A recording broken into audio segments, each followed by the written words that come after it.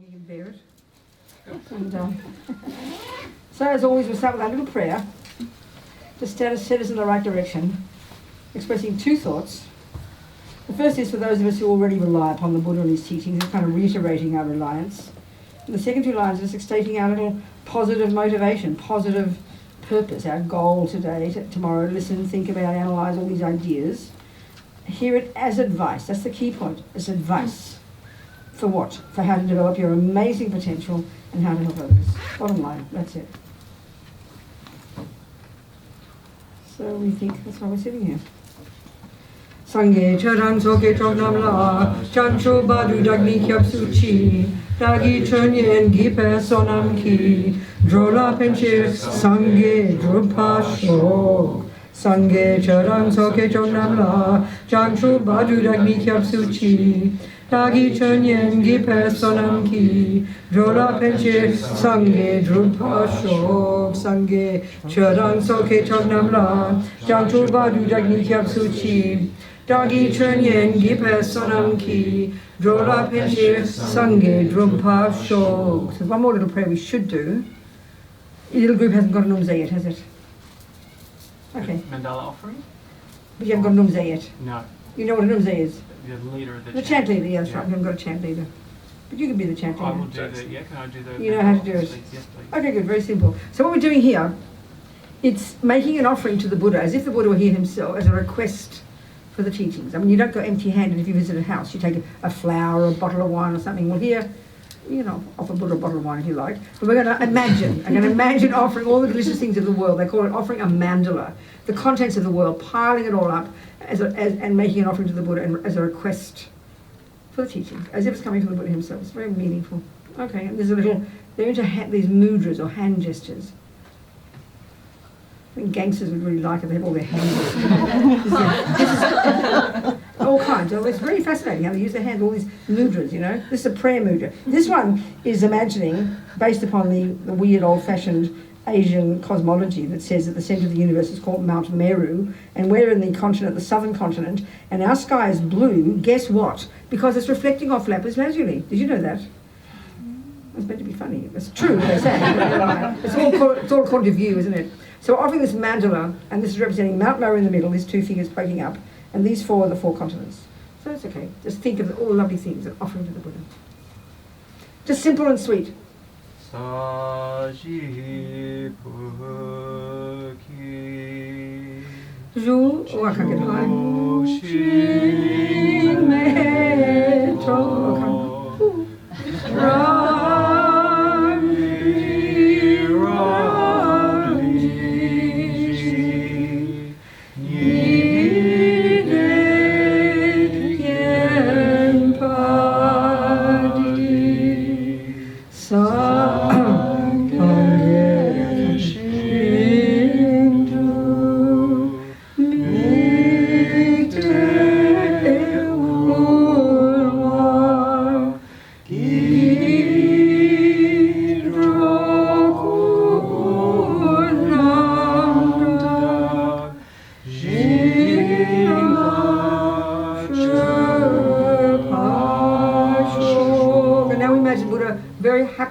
accepting our offering. Idam Guru Rashna Mandala Kam Niyatayami. I messed up his sweet singing. My big loud voice, I couldn't get up that high. Okay. So this thing that Goshen asked me to teach on is this kind of series of verses. And they call it the foundation of all good qualities. And basically, I'll just find it.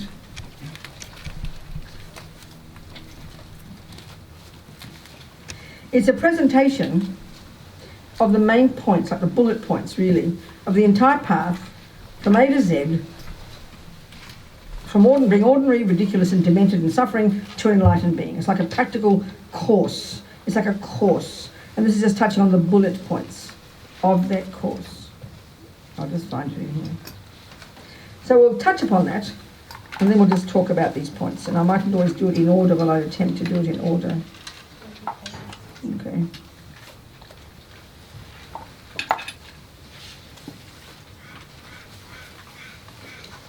Here we go.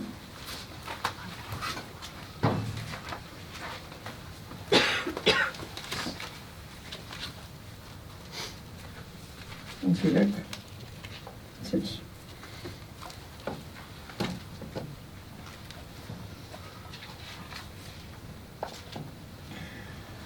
All right.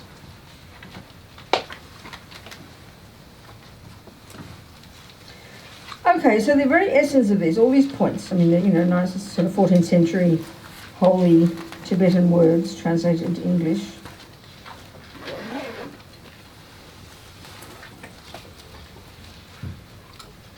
So really briefly, the first verse, this is according to a person up the top that says Lama Tsongkhapa, this 14th century Tibetan master, scholar, yogi, meditator, saint, whatever, who's the main Lama of the lineage, our lineage of our particular tradition of Buddhism. There's sort of four main ways they present Buddhism in Tibet over the centuries, you know. And he's like our patron saint, if you like, think of it like that. So they all basically present Buddhist teachings. And so one of the key things the Tibetans are good at, since the Tibetan Buddhism came to Tibet about the 7th century. It was in India some 500 years before, 2,500 years, and before that came all these amazing Indians. There was a rich, incredibly rich history of knowledge, philosophy, psychology, metaphysics, you know, in India. Buddha came from that tradition and then diverged in his own direction, in particular in relation to his own experiential findings about many things, in particular about the nature of self.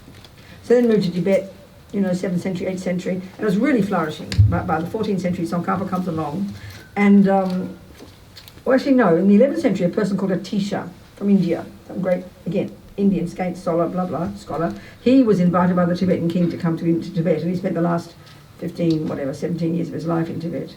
So Buddhism had been flourishing there for all these years, 8, 9, 11, 400 years. Really rich, you know, most of Buddhism, most of Tibet was Buddhist by that point, I'd say. I don't know history very well.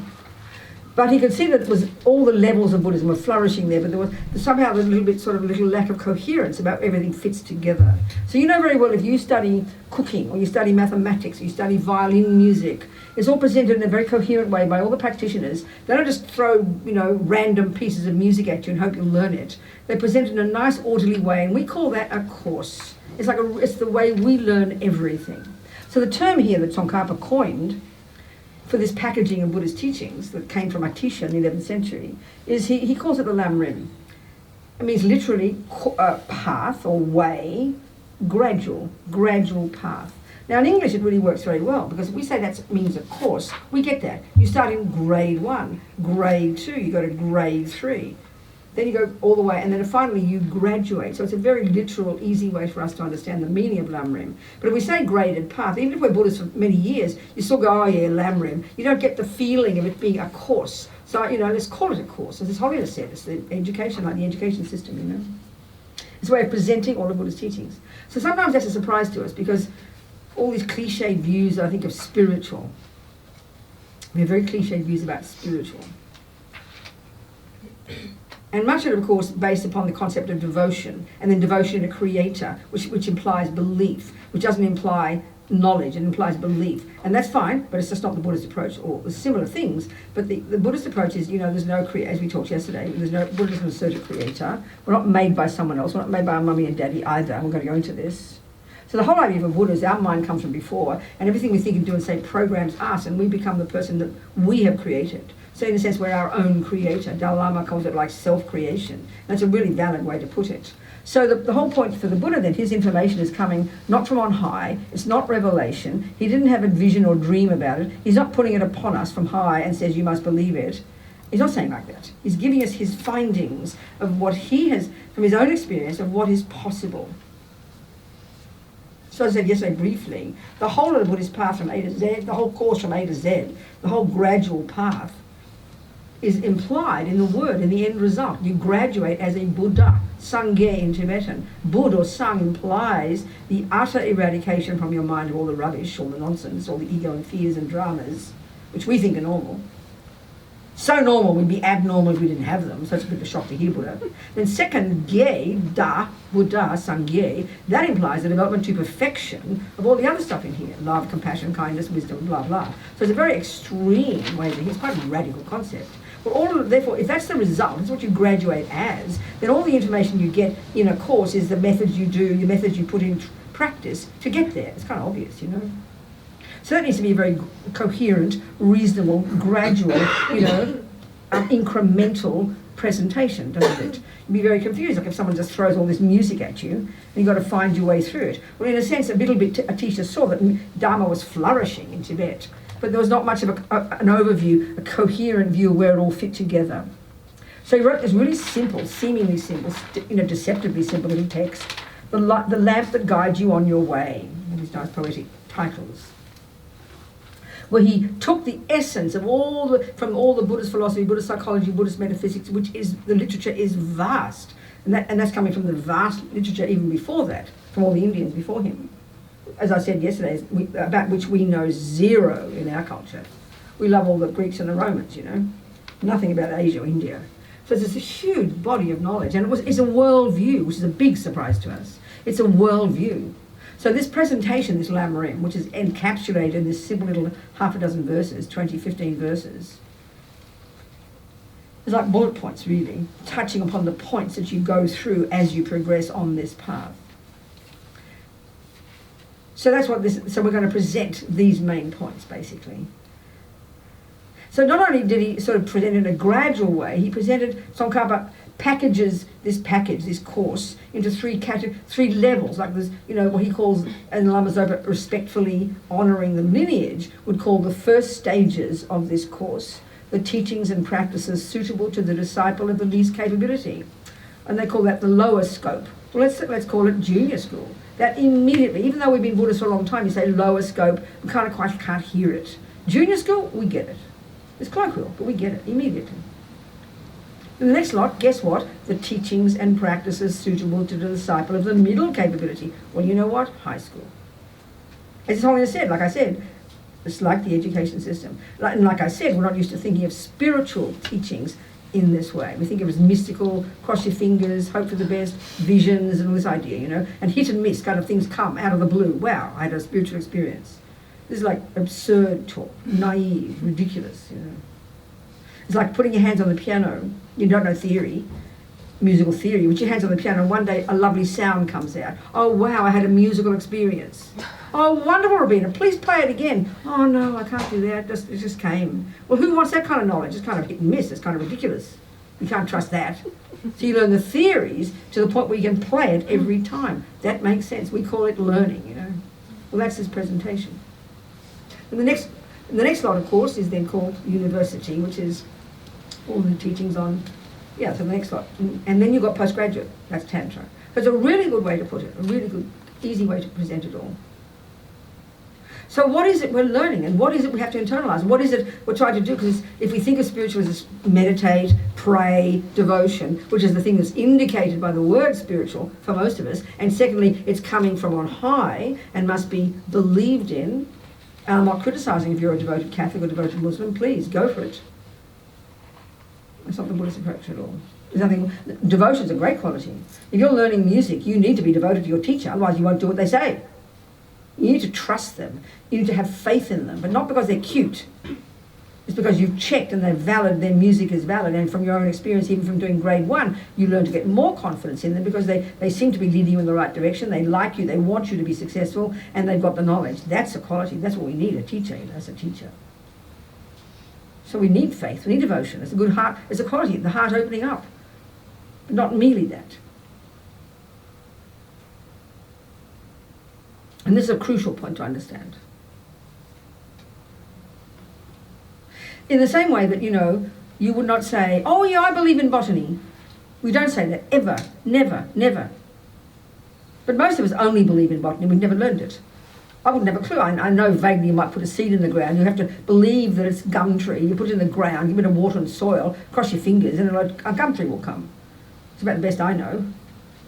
But I mean, you know, yourself, so I believe in botany, because I can see the evidence. It's fairly simple. You can see the evidence of botany, can't we? That's easy to see. So it's good enough to believe in it. But I don't know botany, and that's the difference. So we think, oh yeah, but you know, we don't think if we're materialists, we don't think we believe in anything.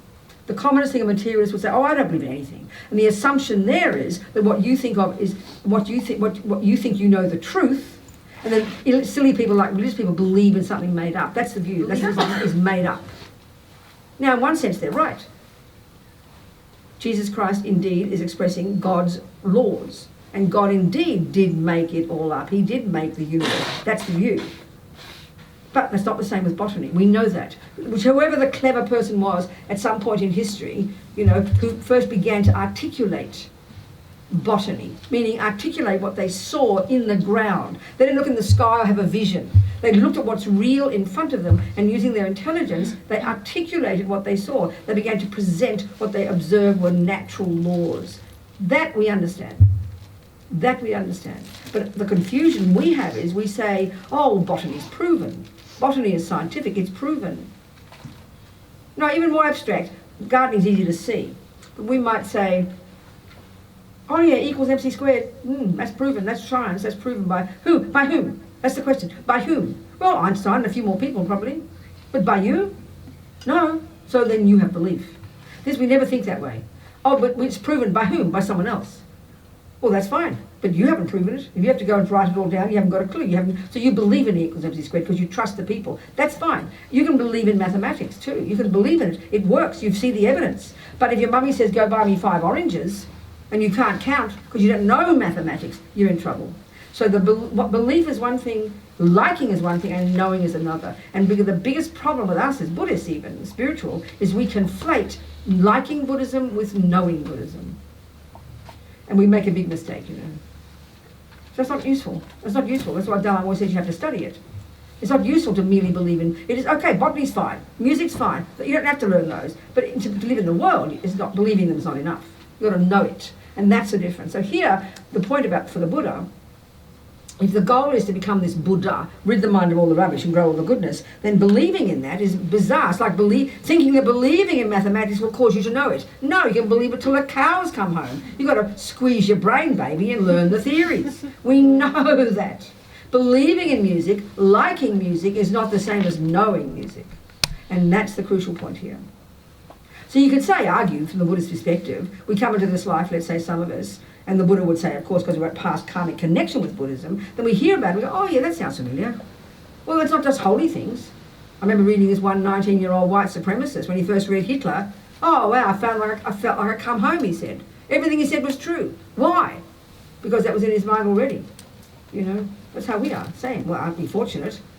We don't like Hitler, Aren't we fortunate we don't believe in Hitler's views, kill everybody and blah, blah, blah, just as well. So, but that's just because we've done it before. But we've got to not just sit on our laurels and just like it, because it'll eventually run out. You've got to keep putting more petrol in the tank and learn it, reiterate it, grow it, make it, and eventually it becomes experiential knowledge. And that's the part we can find it hard to hear, And that's the point. That's the point, to make it experiential knowledge. So like all knowledge and the way we learn it, you start with theories, You start with theories, you start with the concepts, you start with the ideas. And we know very well when it comes to botany and music and cake making, you've got to have an accurate theory. You've got to be precise in your theories. People before they do a cookbook, they will test their recipes 20 times before they dare publish them. They test them to make sure their theories are put into practice, that they're real. This is powerful. But when it comes to spiritual, we do not think that's necessary. We think, I'm allowed to believe what I like. We think that. That's kind of insane. I'm allowed to believe that 1 + 1 is 7. Well, you are. But what good will it do you? None at all. It'll be useless. So we've got to be in touch with reality. We've got to have theories clear first. So all theories are in a sort of a dependent arising bubble of their own knowledge, isn't it? So if you study African drumming, you will not use the same laws of Bach's music. It's a new set of things. If you're trying to study acupuncture, it's a completely different model. You can't squeeze it into the assumptions of allopathic. So each body of knowledge has got its own kind of own concepts, own viewpoints, own framework. You've got to learn that framework. You've got to learn that language. Everything's like that. There's no absolute right and wrong, no absolute truth. We have to learn like that. Okay, so then one way of describing Buddhism then, for sure you can say it as a worldview. It's a view of the universe. Even you could say what scientists are saying they're looking for. What's the word? Unified theory. Unified theory. Buddhism is a unified theory. You might laugh at that and think it's a load of rubbish, and you're allowed to. But Buddha's allowed to say it's that. If he knew that concept back then, he would have used that. And I'm not being stupid here. He would say it is a what unified theory of the whole universe. It literally is that, but you don't have to believe it. He's allowed to say that. Einstein is allowed to say that E equals mc squared. A mathematician is allowed to say that 1 + 1 is 2. A gardener is allowed to say what they say, but it's up to us to check that it's true. But the difference is for us, we think in religion you can't prove it's true, because that means you're God. If you prove what God knows, that means you become God, and you cannot say that. So it's a very big difference, very, very massive, massive difference. And we have to unpack it like this to be really clear, because that implies the approach to the way you use Buddhism. In many ways it shares identically so many concepts with Islam, with being a good communist, with being a good materialist, with being a good Catholic. Absolutely, there's much common ground. And the Dalai Lama spends his life trying to bring people together, finding a common ground. But there's masses of differences too, and that's okay. Don't be nervous about differences. But it's only when we're fundamentalists we get nervous about differences. So we all want to have kind of religious Esperanto, you know. No one ever uses Esperanto. No one ever uses it. It's a great idea, but no, people can't be bothered. We'd rather have our own language. That's cool, but don't be fundamentalists, you know. Don't be fundamentalists. So it is definitely a worldview. Another way of saying it, Buddhism is a set of ethics, absolutely fundamental from A to Z. Another way of putting the first one, a slant on it, is that it's a method of stopping ignorance and getting wisdom. That is with absolute certainty, and that in a way is the key piece, and we'll go into that. Another way of presenting it, and they all come to the same thing, is that it's a method for getting happy and stopping suffering. And these, on the face of it, stopping ignorance and getting wisdom, stopping suffering and getting happiness, and ethics, there seems, on the face of it, no connection. There seems to be three separate concepts, but they're all just different doorways into this worldview. And they all come to the same thing. So the way to present this is, think the crucial one, because it implies the method. What Buddha is saying now is that our minds at the moment, being in samsara, that word just means being caught up in nonsense we're about to describe. It's not some place where you're allowed to have sex, drugs and rock and roll. Then you have to give it up to go to boring old nirvana. Not like that.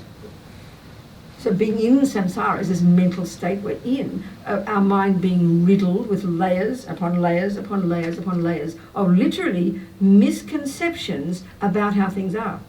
Misconceptions. Let's say you've got layers of misconceptions about botany. That's called ignorance. And all you think you're getting flowers, all you do is weeds. You keep bashing your head against a brick wall, constantly sowing more weeds, not realising you're making a mistake. So we have these misconceptions in our mind, layers upon layers upon layers. First, in the most obvious sense of these emotional suffering we have, like all the delusions, like we talked yesterday, anger and jealousy and depression. We're going to go into this. They have a function of causing us incredible suffering because they're emotionally painful. But they have this deeper function. And this is the root of the problem. Because they're misconceptions of being therefore misleading us, leading us up garden paths, thinking we're sowing seeds for fruits, all we get is weeds. So thinking we're causing ourselves happiness, all we get is suffering. So that's hard to see. These are deeply ingrained misconceptions. So one way of putting it is misconceptions about what? About how things exist, about the universe, about the world, about happiness, suffering, me, you, what are things, how do they function? That's this Buddhist stuff. So, the key thing then to understand is by identifying what suffering is and what are its causes. So this is one way of presenting all of Buddhism, one packaging. The lam-rim is one way of presenting everything. Another way of presenting a certain component of it. There's an analogy that a bird needs two wings, okay? And I use it constantly. So the wisdom wing and the compassion wing. The wisdom wing is like junior school and high school. It's the nuts and bolts of who we are, karma, the mind, the nuts and bolts of how things function, who we are, what is happiness, what is suffering, and how to cause this and stop that and blah, blah. It's the nuts and bolts of vast body of Buddha's knowledge. The compassion wing is how you put that into practice helping others. So clearly compassion wing, you can't have that without the wisdom wing. You can't go to university without junior school and high school. No way. So we're going to gradually about the wisdom wing. So one packaging then, there is suffering, that's pretty much exclusively the wisdom wing. Let's not discussing the compassion wing. So let's look at what it's suffering, for example. And this comes to the same thing of there being the key source of the suffering is the misconceptions in our mind. I mean, this is a very weird way to talk for us. This is an abstract way, and we'll go into this. But before we do that, let's just look at even in terms of these verses. This is the first verse. It's true. If it's true that I want to rid the mind of all the rubbish and grow all the goodness and become a Buddha, and so I decide I'm going to give it a go, then obviously that implies a methodology, the real methodology. Getting rid of the rubbish in the mind and developing the goodness in the mind implies the job is in the mind. Pretty clear. Well, that's where the misconceptions are. So one function of all the neuroses is their misconceptions, like I said. So that's a key way of presenting the whole thing. So then that implies I have to know my mind. It's really clear. And that implies, if I want to know my mind, if I want to become a Buddha, if I want to become a Buddha, if I want to become a gardener, if I want to become a mathematician, if I want to become a musician, we all know, and it's not rocket science, you better go find somebody who's done it before. I mean, how absurd to reinvent the wheel. How arrogant can you get? How stupid can you get? I'm not going to ask a cook how to make a cake. I'm going to learn it myself. Well, you're going to spend hundreds of millions of dollars in research, trying to work out, if you look at a picture of a chocolate cake, just a picture, how you make one. You'll be dead before you learn. So just go ask your mum. It's very simple. She's a knowledge holder. A lovely word in Tibetan, rigsin, knowledge holder. You need knowledge holders. We get this so completely, it's not rocket science for us. But the second it comes to spiritual, I can't count the number of times we ask the question, do I need a teacher? I can't count the number of times. But you would never ask that question if you had to learn to become like Einstein, or even a botanist, or even make a cake. We would never ask that question, which then indicates the way we mystify spiritual. We have so many misconceptions, it's hard to dig through them, you know. But that implies really a nonsense attitude. I mean, being enlightened, if you hear the qualities that you would possess if you became a Buddha, it's kind of uncharted waters, believe me. I mean, anything we've ever learned in our lives has come from someone else. Even if you read a book, a person wrote a book. You might have a vision every now and again that could help. If you don't trust your visions. So we obviously need to teach it. So it's like a no-brainer. So the way Tsongkhapa says it all nice and holy here, the foundation of all good qualities is the kind and perfect pure guru. Now we don't talk like that when you talk about your cake maker, do you? Your cake mummy. My mummy taught me how to make a cake. I don't talk about my cake maker guru like that. The foundation of my being a good cook is the kind and perfect pure guru. But it's true. If you've got a wrong teacher, you led up the garden path. You'll never make a decent cake. So it's obvious. One, you want to know you want to make a cake. Two, you go check and do your due diligence and check on the person if they're valid, do all those kinds of things. You check on we do the same with the Buddha. You do your due diligence. You read the words. You listen to them. You see, especially on the earth, people who are said to be Buddhists, to see if they kind of look like they're linking to the teachings. You check the students. You do your market research. Then you can have confidence this person is valid. Then you ask them what to do. So it's not wrong to say, or the foundation of all good qualities. And what we're trying to develop, remember, is all good qualities to perfection and get rid of rubbish. So it's a way of saying the whole thing. It's completely truthful. It's completely truthful. It depends upon having a good teacher. It's logical. It goes without saying. So then it also says correct devotion to him is the root of the path. That we have a panic attack. Oh my God, devotion. What am I supposed to do? Believe everything he tells me and I jump off a mountain? No. I mean, it's this word, devotion. If I didn't, I always use the example of when I first learned to make a cake, It's exactly the same process. I was in London, I was 25 and I was a hippie. I remember. And I wanted to make a carrot cake. So this is a crucial step too. It was the first time I ever had the thought, I want to make a cake. Up until then, it never arose in my mind. All the time with my mother at home, or the family, and she did all the cooking. I never thought I'd like to do that, ever once. Not once. When I was 25, I was a hippie, and I remember the moment it rose in my mind. That's your first step. You can bring a horse to water, you can't make him drink. You've got to want it first. That's clearly the first step. Oh, Buddhism, what an interesting idea. Then the door's open. Then the door's open, isn't it? You can't drag a person. I remember when I was going to prisons, the way it happened with the prison project was people wrote to us, so then we would go and visit. They would invite us, we'd give a talk in the chapel, and people who wanted would come. You're always invited, you never go uninvited, you would never do that. So always when the people were in the chapel, they were there, they chose to be there, so I talked, I gave them what they expected, Buddhism. They might like it, but they chose to be there. This is vital. So I remember one prison in Melbourne, somewhere in Victoria, in the country somewhere, the one woman who ran the sex offenders unit, psychology or something, she asked me to come and give a talk. And I just assumed that the people who would come would have wanted to be there. The moment I walked in, I could see all these men, they didn't want to be there. They were forced to go. I refused to open my mouth. They didn't want to know. They were being like pets. They were treated like children. You know, they were forced to listen. I talked about the football. I left early. Do you understand? If they asked me a question, I would have answered. They didn't. So why would I talk about Buddhism? How rude of me to shove it down their throats. This is really important, you know. So you have to want it first. Then everything comes from there. So then I was thinking I was going back to Melbourne anyway. I didn't go especially to ask my mum. But I'd done my due diligence. I'd tasted my mum's cakes.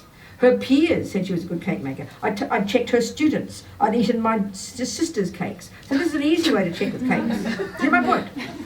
I'd done my due diligence. So from that point, I was confident that my mother was a valid cake maker. Confident. So look at confident. Confide. With faith. With trust. Listen to it. Confidence sounds just like, yeah, I'm confident. Faith sounds like weak and wishy-washy, doesn't it?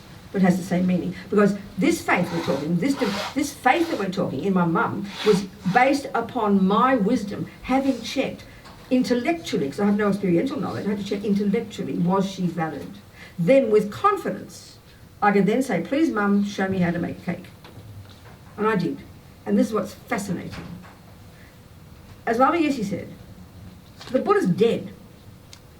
So you have to have a person in a human body who embodies Buddha's teachings, because then that's when the Four Noble Truths will become real for you from the mouth of a person. This is a no-brainer. We just don't talk like this, you know. Same with my mum. It was the first time cakes became real for me. This is powerful. We just kind of don't sort of join the dots here. But this is identical to the view about the Buddhist one of having a teacher, except we don't couch in these holy words, you know? So when we hear these holy words, we get nervous. No, unpack it. Be intelligent. And that's the interesting point. I vividly remember, I always tell this story, I'm sorry if you've heard it before. I remember the day, the kitchen, and the cake. It was an apple and walnut cake, not a carrot cake. And I haven't made a cake, I don't know, 30 years, maybe 20, I don't remember, 30 probably. I bet I would make a good cake again, because she was a good teacher. I listened, I shut my mouth and I listened, I internalized it. I got a transmission. You think about this in spiritual teachings, they talk about, you get a transmission through the guru, from the one mind to the other. You have an empowerment, you have initiation, all these words we talk, you know. Well, that's exactly what I got from my mum. You think about it, it's logical. My mum was ready, I wanted it, I checked, she had the knowledge, I was confident, I asked her, all the information went in. There was no obstacles.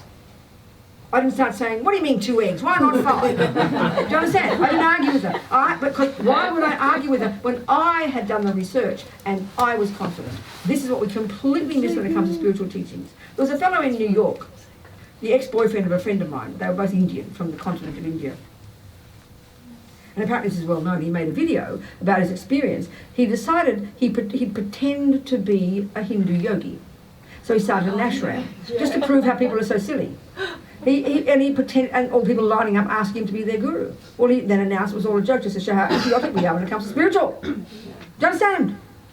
I mean, because he looked like he smelled like a guru, he sounded like a guru, he acted like a guru. I must be a guru. And because he was cute probably and had charisma, they all wanted him to keep it, and he wasn't even valid. He was just pretending. I think that's really embarrassing, but really powerful. And we will believe anything we're told. So normally we see how much we have to check before we do it. Even a cook, we won't just barge in and say a person, but we manage. I mean, people believe what they're told. You hear about these doctors who pretend to be doctors and people, you know, and even now, recently, a few years ago in Australia, I heard about a woman in Sydney who looks like a nun, Buddhist nun, goes around giving talks, says she's a therapist. It's all lies. She's completely made up. It's all fabricated. She's a complete demented person. Lies. But she's got some special gift of the mouth. People believe her. People believe her. A supposed monk in California invited me to give a talk north of Los Angeles. I went there. Lovely man, very sweet. Nice words, people like him. Started a Buddhist center. And then at some point he suddenly started wearing these robes. I said, oh, you become a monk, did you? I said, yeah. And I believed him, even, you know, I believed him.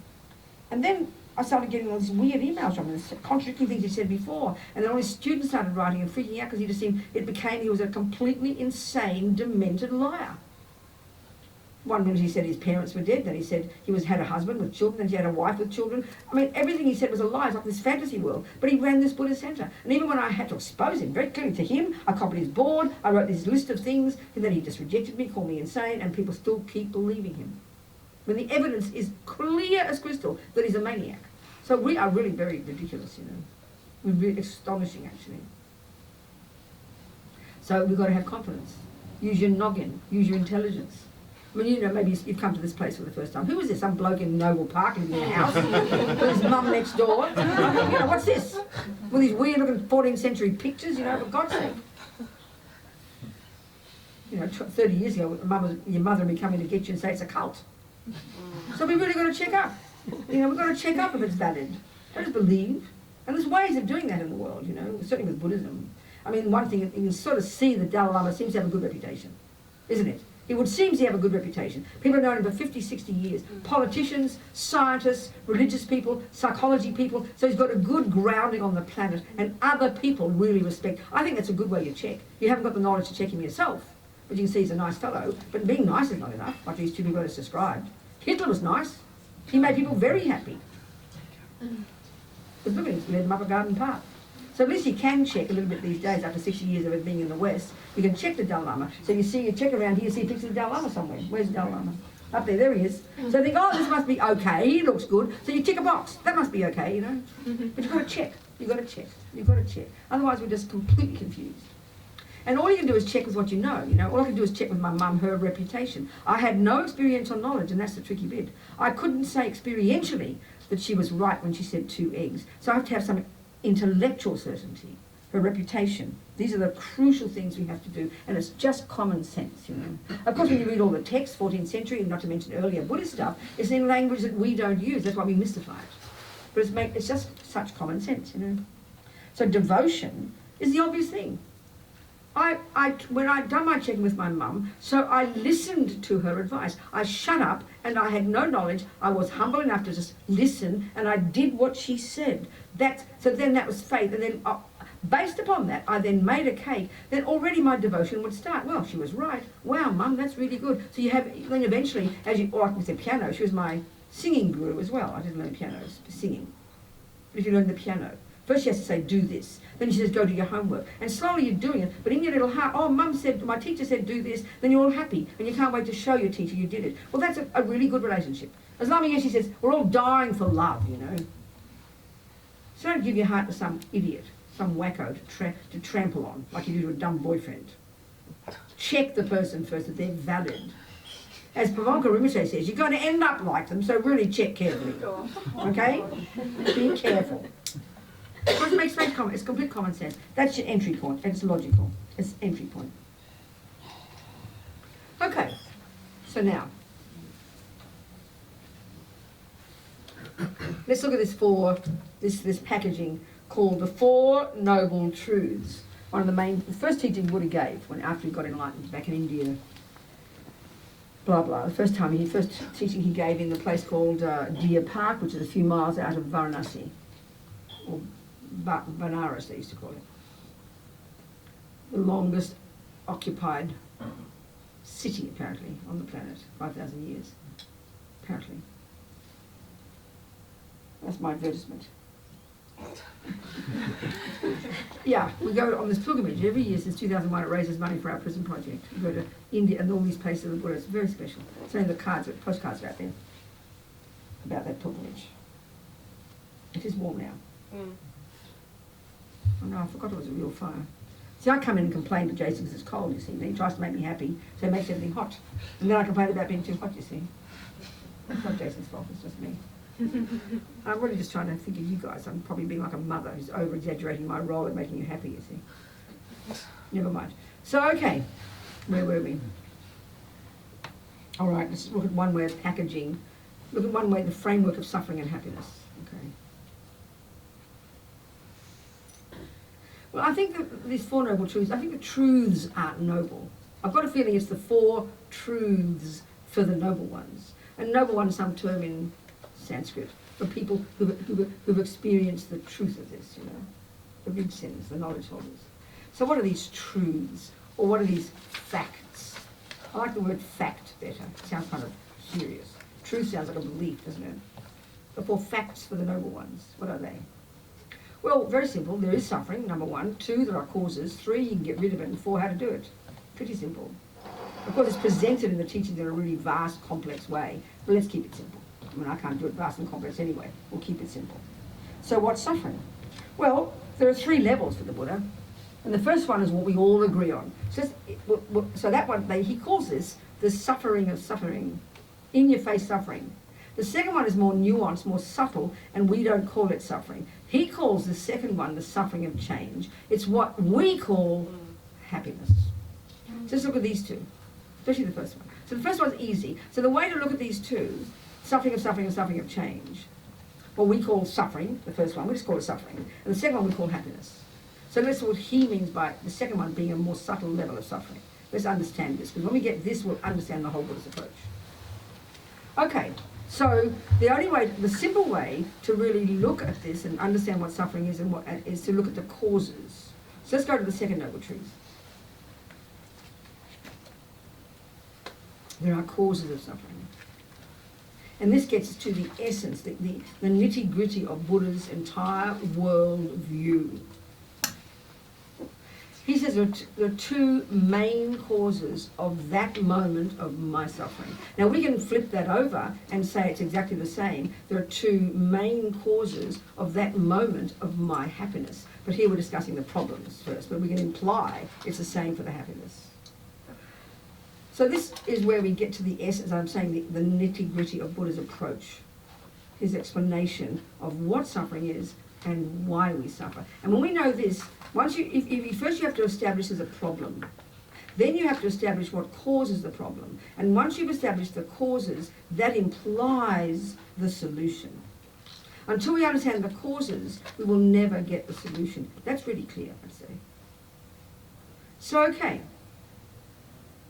We know in our life, there's 2 things we're concerned about. Not having suffering and having happiness. It's really, really obvious. And this runs the lives of every sentient being, every monkey, every ant, every human. Just observe behavior. Everybody wants happiness and nobody wants suffering. So the simplest way to present this, and that's understanding the first kind of suffering, the suffering of suffering, that suffering is what we mean when the bad things happen. It's kind of simple, isn't it? When we have bad feelings, unhappy feelings.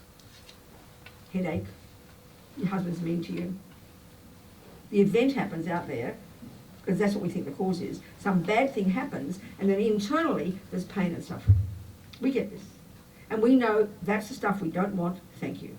So we do everything in our power to avoid it. But we can see, unfortunately, we can't avoid it. No matter how hard we have tried, it comes at us, upon us like rain, you know.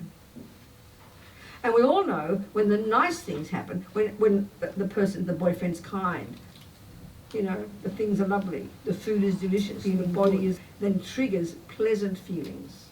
Then that's what we mean by happiness. And that's it, basically. Pretty simple. That's it. That's a simple presentation of the world's view about suffering and happiness.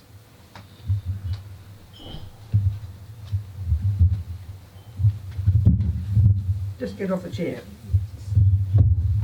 That's it, done. That's it. Done. That's it. Oh, it needs it. Yeah, it's too far away. No, let's put it this way. How's that? Just turn the legs around. Yeah. Put the other leg over there. And get it closer.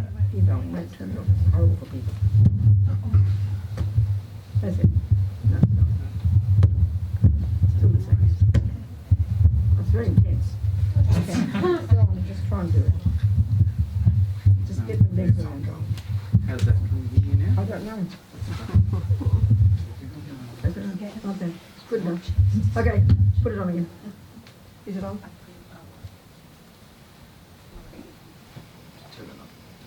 You, maybe it's time for a break almost, is it? 10 o'clock, 10:30. Quick cup of tea? Not yet. Okay.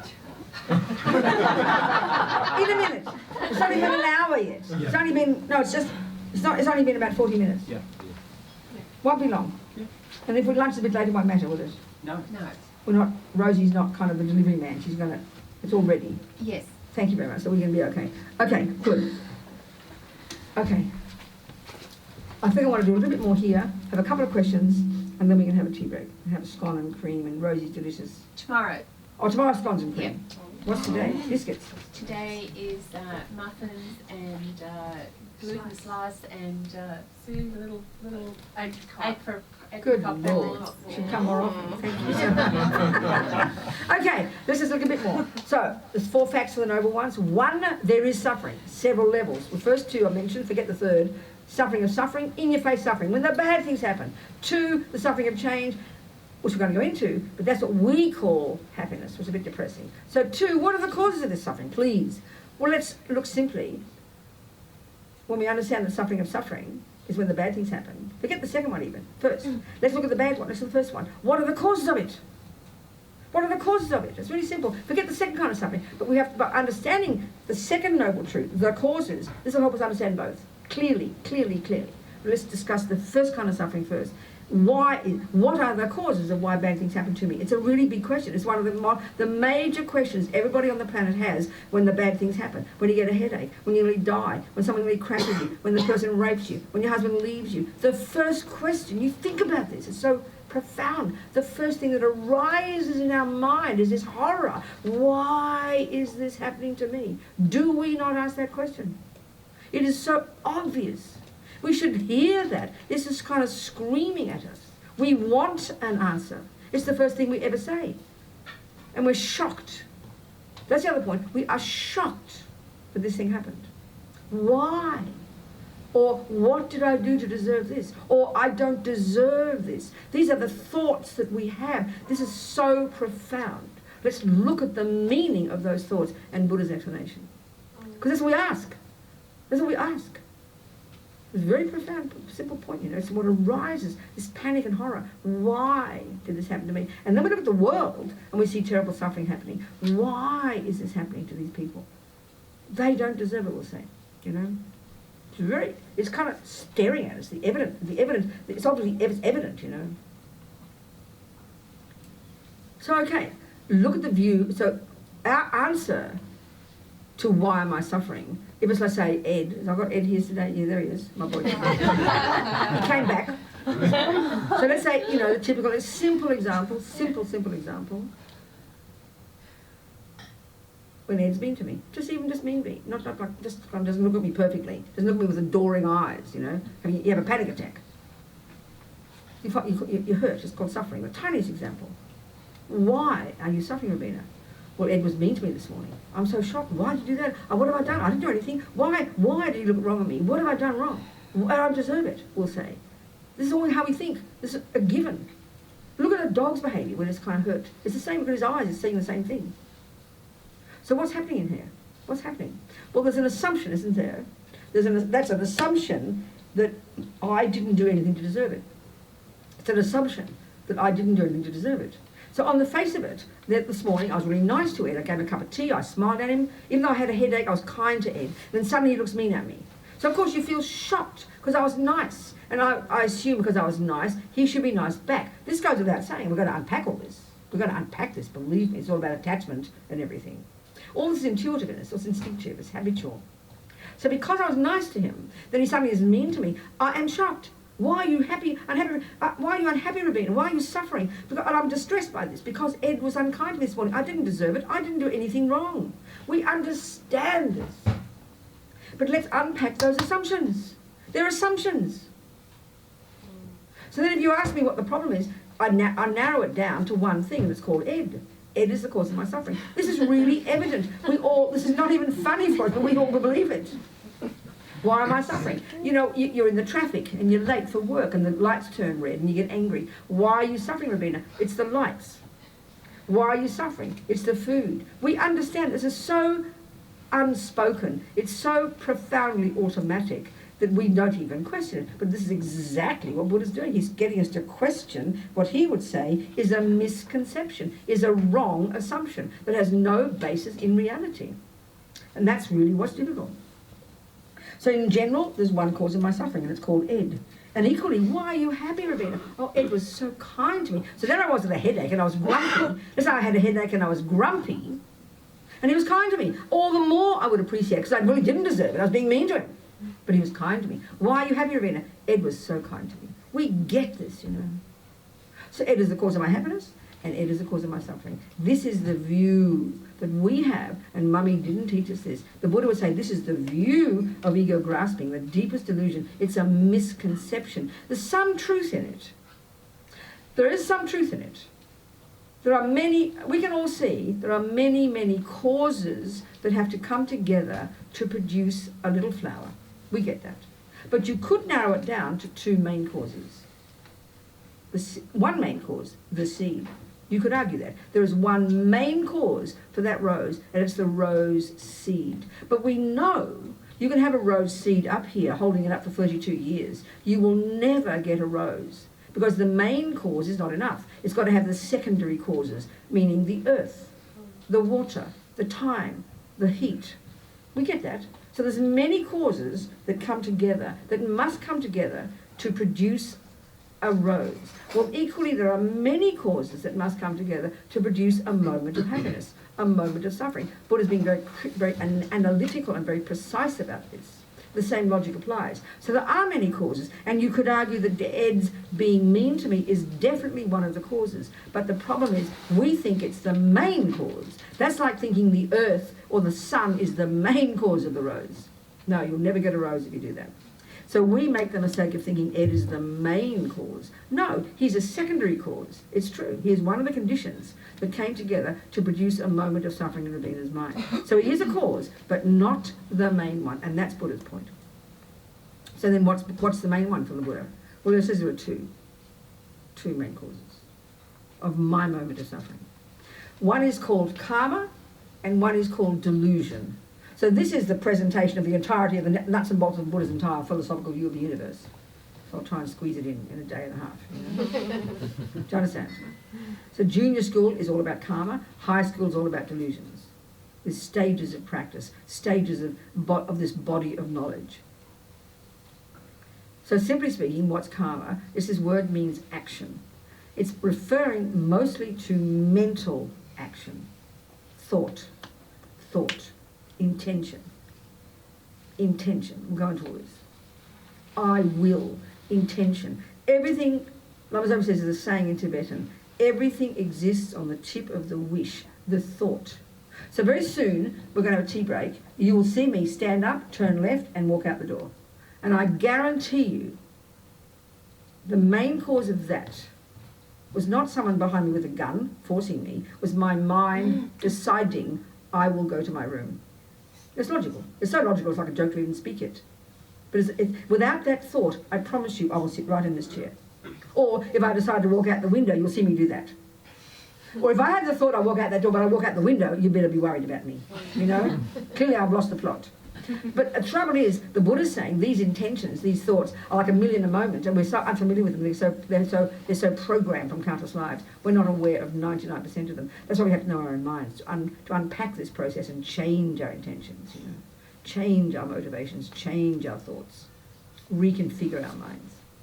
So the first one, karma. Mental action is the first step. But in general, a complete karma, an action, has the thought, I will do it, the motivation for doing it, and then the doing of the action and the result. That's a complete action. So let's just speak simply here, you know, that the main cause of this moment of suffering in my mind, the secondary cause is Ed, yeah, he's a secondary cause, a catalyst, that's all. But the main cause is my past action, speaking very simplistically, similar to that, to him. Karma's personal. And second, the delusion, the action, and then with, let's say in this case, because it was words coming from him, he was mean to me, then an action of a speech, motivated by the second cause, delusions, anger, attachment, you name it. So they subsume to the one, and delusions are the main cause. Negative thoughts, misconceptions are, for the Buddha, in his big picture explanation, are the main cause of all suffering in the universe, period. So the two causes, karma and delusion, and we're going to unpack these exactly. So So therefore, in other words, the two main causes, shockingly enough for us, are both inside me. And that is a shock, because the feeling of the ego, is, I don't deserve it. Why did that happen to me? Which assumes you don't deserve it. Why did he do that to me? That assumes there's no law, there's no reason from my side. There's no reason from my side. It assumes that. And that, Buddha says, is a complete misconception from much habit of believing I'm an innocent victim. Lama Yeshe would call ego the self, and this is deeply ingrained stuff. We have to unpack it. Deeply ingrained. So I'm going to do that. Look into karma and delusions. The second noble truth, the causes of even just of the first kind of suffering, of when the bad things happen. Then we'll look at this more nuanced one,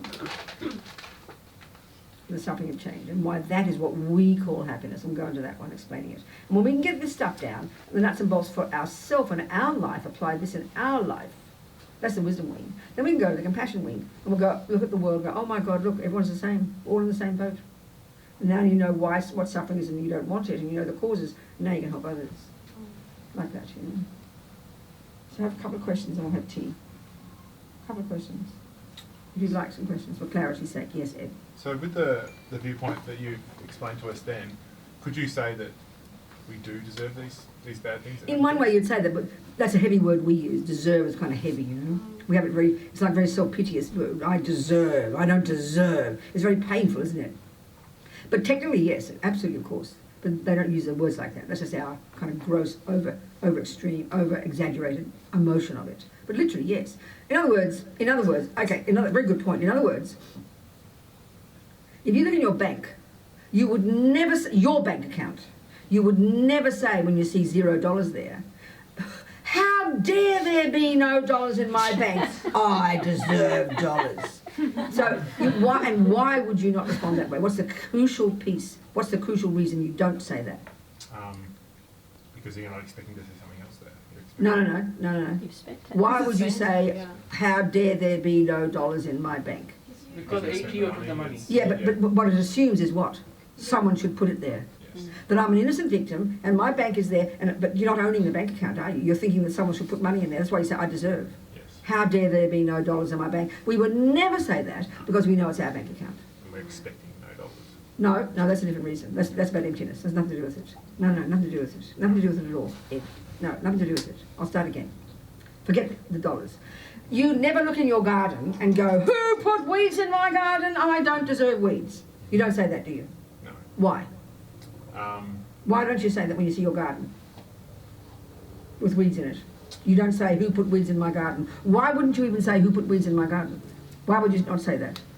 You wouldn't say that because... Because why? You're not expecting them to. Honey, no. Whose garden is it? It's my garden. Thank you. So if it's your garden, Yep. and there are weeds in it, Yep. whose weeds are they? They're my weeds. Thank you. So you wouldn't say you put weeds in my garden, because they're your weeds. You own them. You recognise they're your weeds. That's the point here. Can you hear that point? Okay. It's really clear we own the garden as mine. So you don't like weeds, you go, oh, drag, what a drag. I didn't do the gardening. So you take responsibility and then you change. But as long as you think there's this weird disconnection between you and your garden, nothing to do with me, hey, I didn't put it there. That's how we believe. That's how we think emotionally about everything else, suffering and happiness. We assume someone else made us. We assume God made us or mummy and daddy made us. I'm an innocent victim. I didn't ask to get born. This is deep in our bones. So that's a sense of kind of innocent victim. That's exactly what Buddha's saying is ego. We don't think we have anything to do with who we are. We think I'm the handiwork of someone else. So how dare they do that to me? That's why we all blame our mums. Because we assume she made us, so she gave us suffering. How dare she give us suffering? I don't deserve it. Can you see the point I'm making? Can you hear that? This is massive, but these are all just assumptions. We don't question these. We never question for a second, you know? Yeah. I actually do say, how come there's so little money in my account? I deserve so much more. Well, you do say it. Yeah, well, there you go. You've got a real sense of self-pity and entitlement that someone else should put them there. Okay, so go on. The Hitler one. You said which one? The Hitler youth. You said the person who had tendencies to kill and attack the Hitler literature. The 19-year-old white supremacist I mentioned. Yeah. How come that person with those tendencies still had a human birth? Oh, because there's 4 ways that karma ripens, and one is a type of rebirth, and that's the fruit of human is the fruit of virtue. But there's other tracks of karma that are not related; they're all separate. So I'll go into that later. I'll discuss it exactly. So this is a really powerful point, you know. So there's an assumption, we know it's my garden, we know it's my bank account, so we might curse ourselves for being lazy and not doing it or doing the wrong thing, but at least we own it. We know a bank account is not what other people put money into. We know a garden is your garden, so people don't put weeds in it. We know that, but we assume when it comes to me and my happiness and my life, that I am made by someone else, therefore I am an innocent victim, therefore I deserve happiness, and how dare they give me suffering. And so there's this massive entitlement. You know, attachment is an entitlement. I deserve suffering, happiness. And anger is a sense of horror. I don't deserve bad things. And we're going to look into that when we look into the delusions. It's very powerful, and we'll recognize it. But there's assumptions. They're deep, ingrained assumptions. And that's why we have to unpack our mind, and it just takes time. Because Buddha says these assumptions are very ancient. We came fully programmed with them in the first second of conception from practicing in a past life. And even though maybe reincarnation is weird, at least it gives a powerful reason why they're so ingrained. You don't start this life like a blank slate and get proceeded to be made by your mummy and daddy. There's no view like that in Buddhism. If your mummy and daddy play a major role, we'll go into this, but not your creators. We create ourselves. It's very powerful. So we'll go into that more deeply. So any other questions? Yeah. Yes, darling. Now there's Ed. I love Ed. Ed's done something awful to me. I am applying my Buddhist beliefs towards Ed, who has no idea of Buddhist beliefs at all. Okay, then. What's the question? How do what happens to me in this case here? So he's mean to you, and you think about, oh, that's due to past karma, never mind, what to do, I'll get over it, and you forgive him. Is that what you're saying? Yes. Okay, so that's great for you. You're happy, you're great, you're happy. That's fantastic. You sow Okay. good seeds in your mind, and you'll get the good results of that. That's Right. perfect. Perfect. Okay, and Ed doesn't progress at all in... Well, that's up to Ed. No, he's got his trip to do, and if he just thinks he's right in harming you, and he just gets more ridiculous as time goes by. Maybe I'll end up not loving him. Is that... Well, then maybe, no, you've got to keep loving him because you want him to be happy, even though he doesn't make you happy. You still want him to be happy, but that's more advanced. We'll go into that later. Yeah, thank you. Yeah, someone else? No, okay. Someone else? Yes. Could you use the word of, for the suffering, just acceptance? Because I now sort of, something happens, I just accept it, try not to get angry, That's so right. I create more Sure, negative like you did with your karma, girlfriend. and then, yeah. Okay, I understand. That's it's a very necessary first step. But in order to stop the process of doing it again, you've got to know the causes. Yeah. At least you accept there are weeds in your garden and have a panic attack. Yeah. But that's not enough to get rid of the weeds. You want to get rid of the weeds eventually. Yeah. So at least you accept that having a panic attack. Okay, they're there. Then you get used to it. And now you've got to go, I wonder what caused it. Yeah. And then you can go further. So acceptance is a good first step. Otherwise you have a panic attack and that's no use at all. Yeah. Exactly, very good point. But often just leaving it there, accepting can become nihilism. Yeah, That's not helpful. Not helpful. No, but it's a good first step. Why? Because I got angry. I created. Oh no, wait a minute. Now you don't go somewhere else. What are you saying? Well, if something happens and I'm suffering, first of all I accept it. You know, not to do the. I mean, you don't resist it. Yeah, Good. I let it come up. That's right. You don't resist it. Good. Yeah. So then. And then I try to do a virtuous thing. So if it was Ed, rather than getting angry with Ed, I would try and show him compassion. That's or fine, kindness, but you're or still whatever. not attacking the main problem. Okay. That's why compassion comes second. First, you recognise there are weeds in your garden. Yeah. You don't have a panic attack. Accept them. Stop blaming everybody else and stop moaning like being like a victim. Blaming Ed or Yeah, they're my weeds. Okay, so you accept. Yeah. But what's the next step that's necessary? What's the next step? What's the next step? Pure. No, don't use ordinary words. Just use simple words. What's your next step with the weeds in the garden? What would you do next? Remove them. You'd then look into why are they there? You'd learn botany, and then you'd learn that you can find a way to get rid of them and stop creating more weeds. Yes. That's the first step of practice. Then, on the basis of that, you then can look at Ed and start to have compassion. But leaping ahead, there you're not solving the root problem. Yep. Karma is solving the root problem. Okay. Very necessary steps. Do you understand the point? Yes. I do. Okay, good. Yeah, thank you. Any more questions before we have a cup of tea? Let's have a cup of tea. Thank you, darling. See you in half an hour. I think half an hour is good. I just discovered that Lama Zopa was listening to us. Katie, the nun, Australian nun, was having lunch with Rinpoche in his house, like right now. I don't think he's listening anymore. I hope not. and Rinpoche asked about me, and then Holly was sitting there having lunch. Roger was there, and she found the teaching streaming, so they played it. And I was saying, and that's the nitty-gritty of Buddha's entire world view. The first thought I think was, oh, did I say anything wrong? You know? Anyway, so he now knows about this group. He knows about Zopa Noble Park now, that's sure. That's good. I'm happy about that. Okay, let's carry on. All right. So what we're looking at is this particular approach of suffering and happiness, but also in the framework of the causes of suffering, which happens to relate to mainly the mind, which is the delusion. So it's getting, as I said, literally to the nitty-gritty.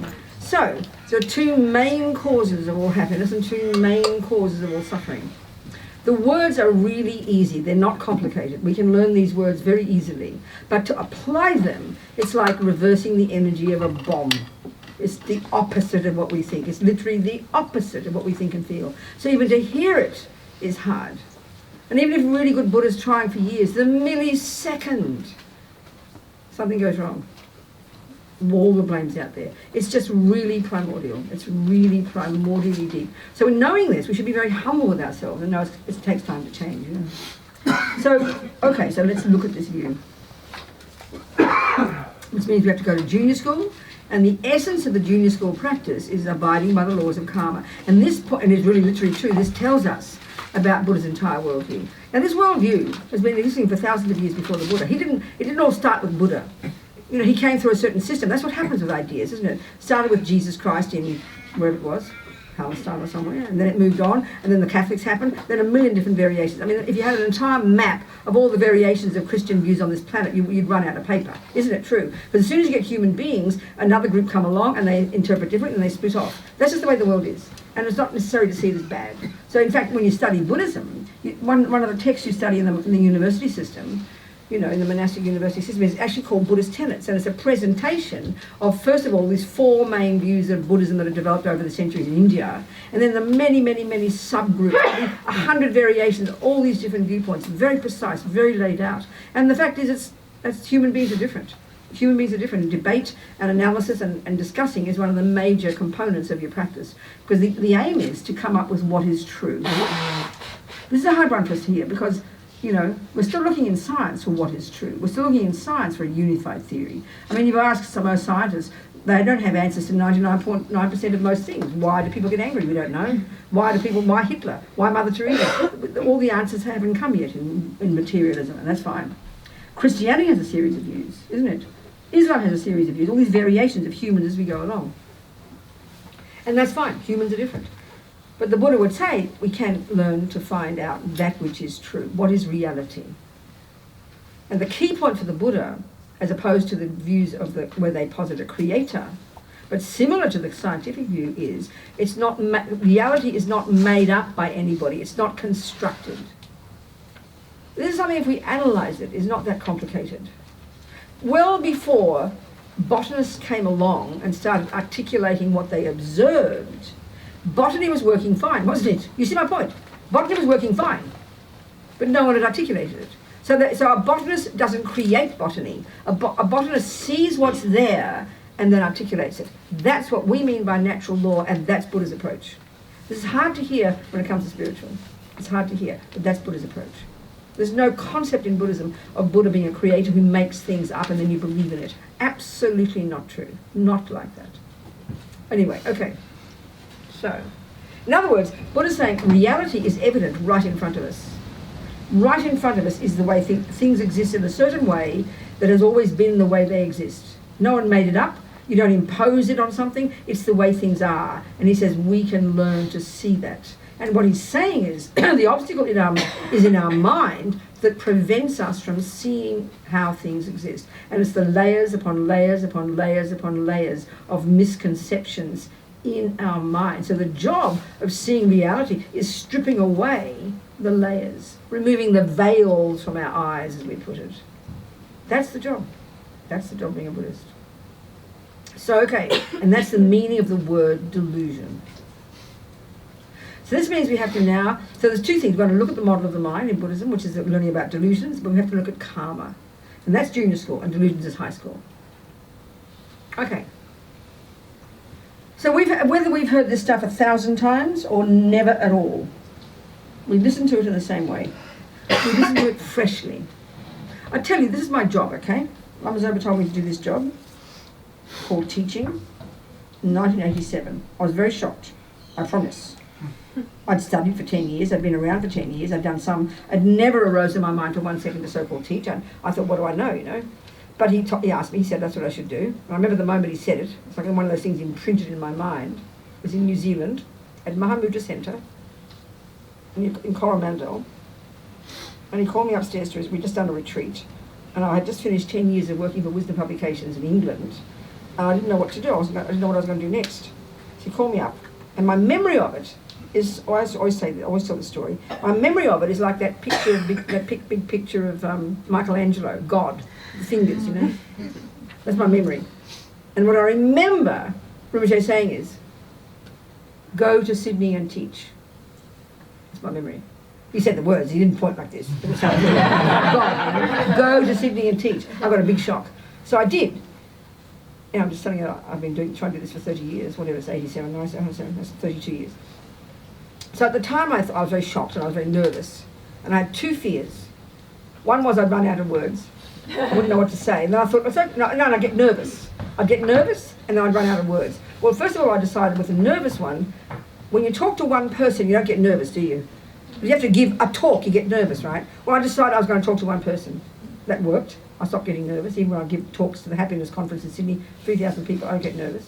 And the other one is, if I run out of words, I'll go, okay, any questions? And that's exactly what I do. It works. It's fine. It's perfect. Nothing wrong with it. Very casual, very easy. So easy going. So I've been saying these things for 32 years. But I'm not bored yet.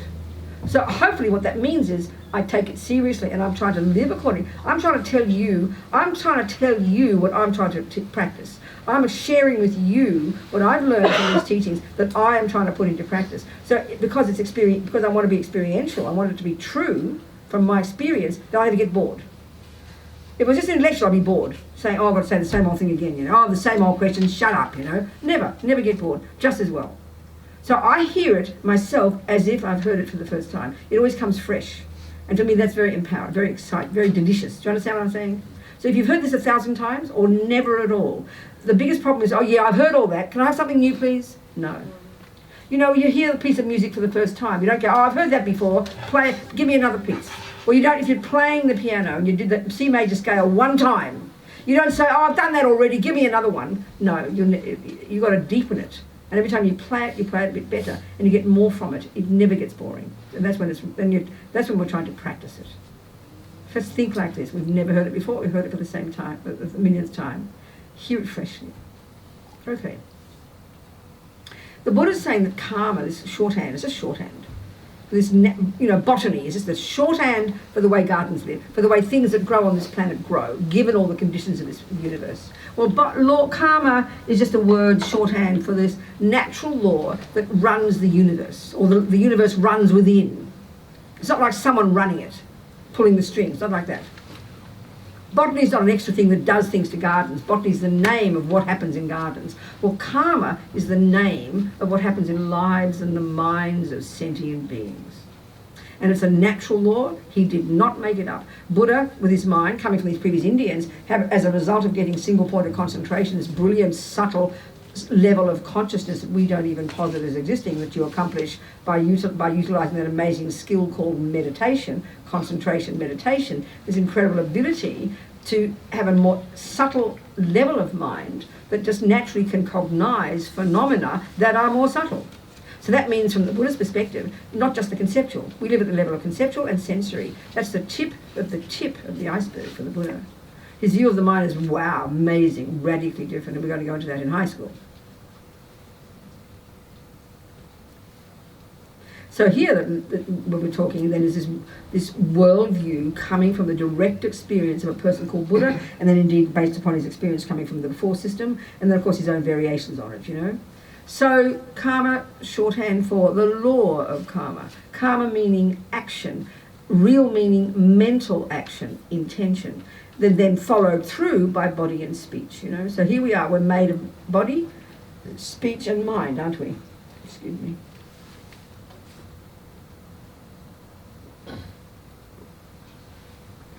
We've got body, speech and mind. So in our culture, we kind of got body, haven't we? We know we've got a mind, but it's also physical, it's the brain. But Buddha doesn't talk like that. He's not denying we have a brain, he's just not talking about it. He talks about the cognitive process itself, the mind, the thoughts and feelings and emotions. So we have body and we have speech. So actually, before we even get into this one, which is high school, it implies already some success in junior school. Before you get into high school working on your mind, it implies some success in junior school, which is abiding by the laws of karma. And abiding by the laws of karma is about the mind. The mind drives the process, but the key application of this law is controlling the servants of your mind, body and speech. This is a major part of practice, a huge level of practice in Buddhism. Then when we first hear it, it kind of sounds boring, you know. Control your body and speech, behave nicely, that's what your grandma tells you. It's kind of boring. Oh, I want to meditate, please. Well, forget it. If you've got speech that's uncontrolled, vomit out everything you think. If you've got a body that's uncontrolled and shoves every piece of cake in your mouth and you jump on every boy you like, and your uncontrolled body, uncontrolled speech, not being moralistic, then you're out of control. How can you possibly look into the mind which drives those actions? You can't possibly. So it's harnessing first our behaviour is a very major first level of practice, which is taught in this whole business of karma. So karma is mainly about the body and the speech. It's driven by the mind, but the behaviour is your very first level to first apply the practice. But let's go into it. Okay, so what's this natural law that the universe runs according to? Another way of putting it is, or a more precise way, then go to the next step. One way Buddha is saying is, given that this mind of ours is a beginningless and endless non-physical continuity of mental moments, very simply speaking, a nutty idea if we think it's the brain, whole new model. Given that our consciousness is this river of mental moments, this continuity of mental moments that's endless and beginningless, nutty idea to us, given that, that's Buddha's observation, given that then that every millisecond of what happens in this mind and then what is done on the basis of that with the body and speech sows seeds in the mind. Nothing goes astray. Nothing goes astray. Every tiny millisecond of every thought counts. I hear that in the West we talk about 1,000 thoughts a second. Buddha would absolutely agree. So we can see, isn't it? Our mind is just raging continuously. There's no control. So, okay, the Buddha is saying every millisecond of what we think and do and say necessarily, naturally sows seeds in the mind, leaves imprints, leaves impressions in the mind, or a really nice concept, programs our mind. And then those seeds necessarily further along the track in that mind will bring results, will ripen as fruits, which is simply our experiences. So this is not something we really find complicated. If you start to play music, you study Bach first. You study all the complex theories. You must. Unbelievably complex. So that's your thoughts, isn't it? All the complex theories are in your mind, in the thoughts. And you know to get the theories straight, you've got to think accurately.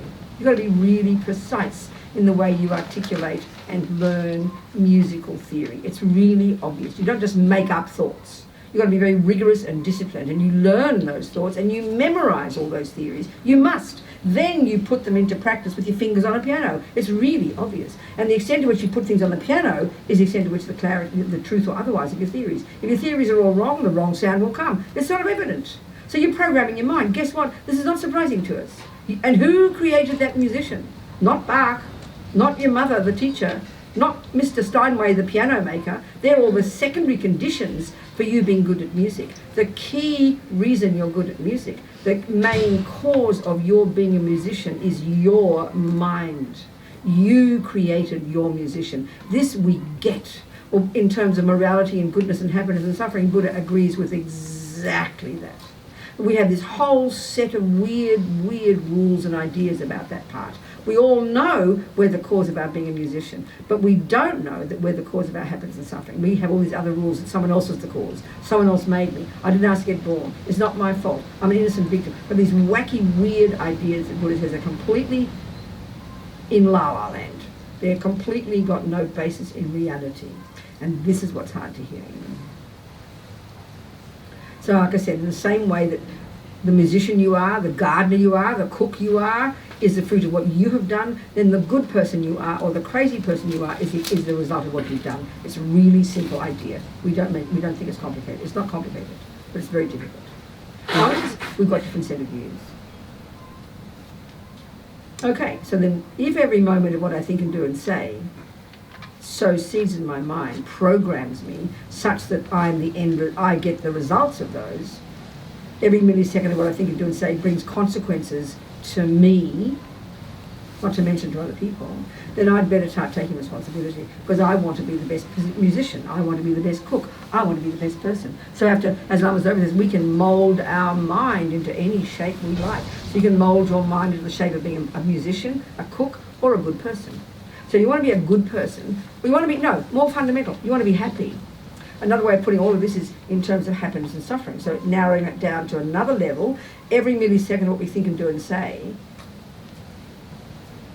they're either going to be a negative or a positive action, karma. There's also a category called neutral. Let's forget that. They're not our concern here.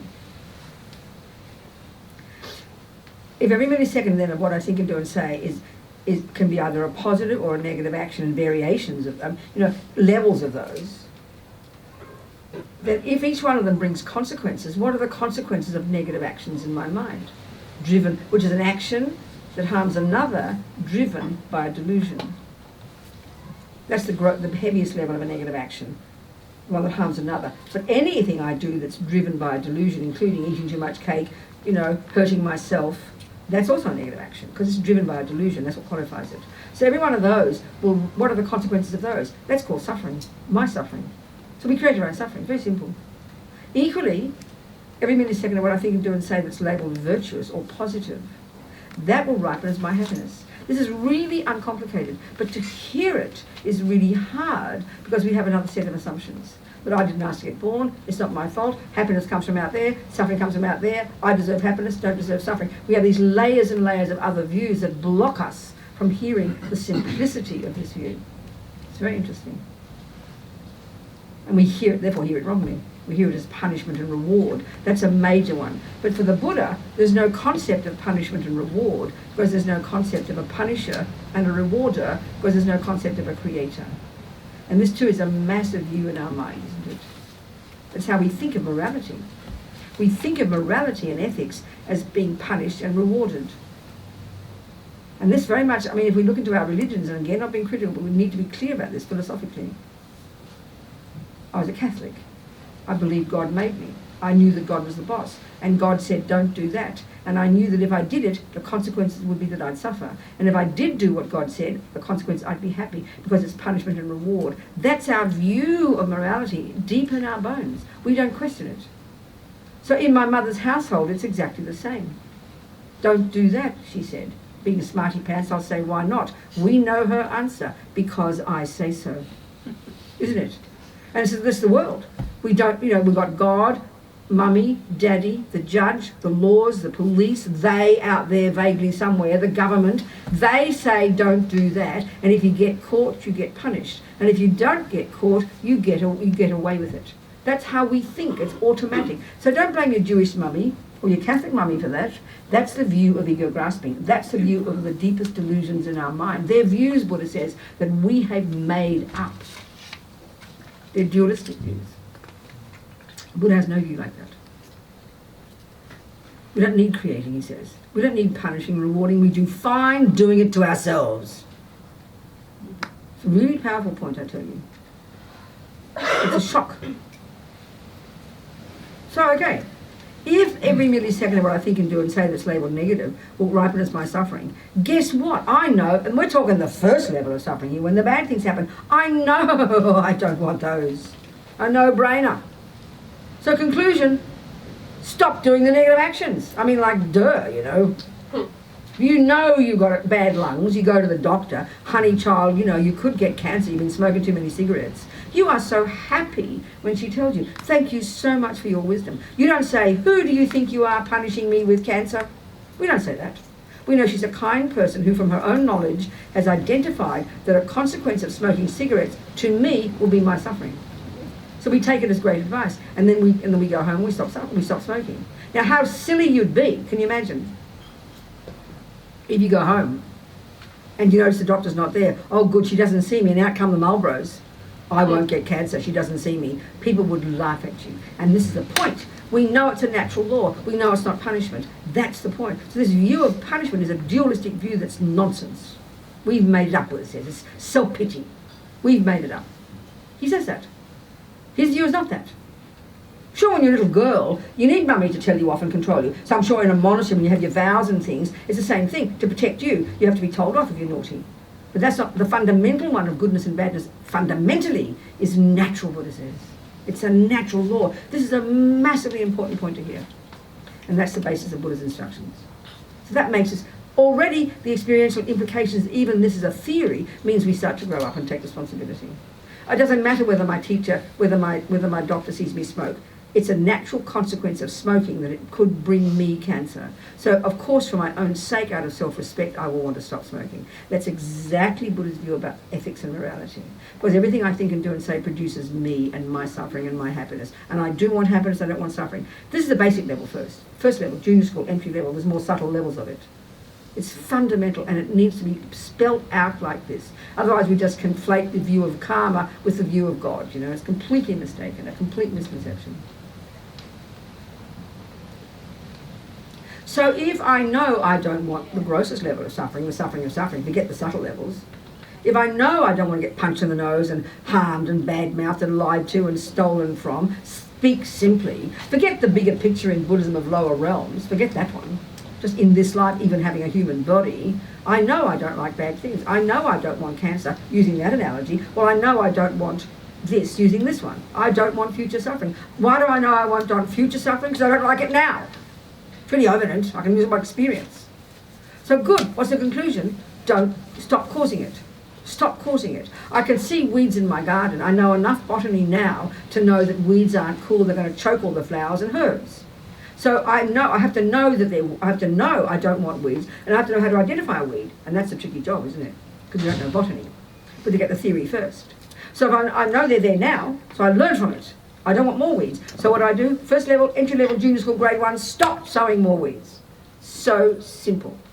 Stop creating more suffering for yourself. And that Buddha's first level of instruction is a little list of 10 don'ts. Just a general guideline.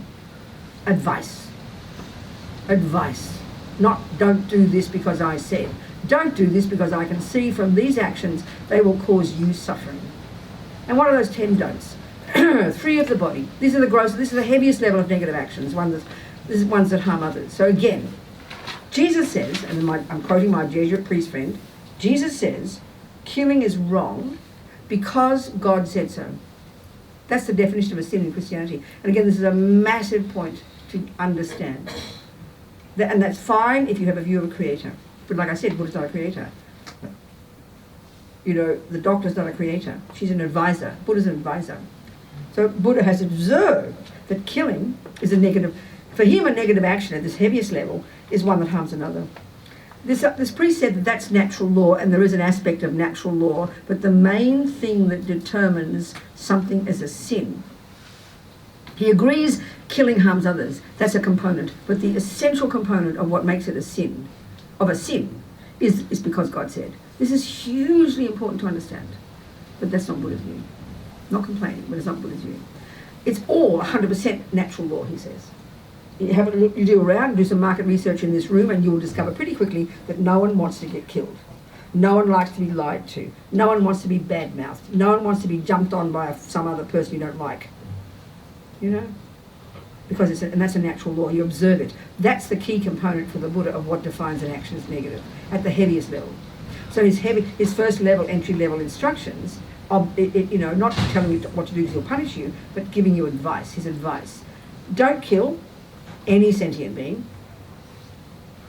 Don't take the ungiven, as the Tibetans directly say what stealing is. Don't take the ungiven. And 3, broadly speaking, don't misuse your body driven by sexual attachment and jump on the wrong partner, or His Holiness always points it out, don't rape. Don't misuse your body based on attachment. It's kind of no-brainer, isn't it? So the main one often is interpreted as don't cheat on your partner. But others more detailed, but the general one that's given in the West. Don't cheat on a partner.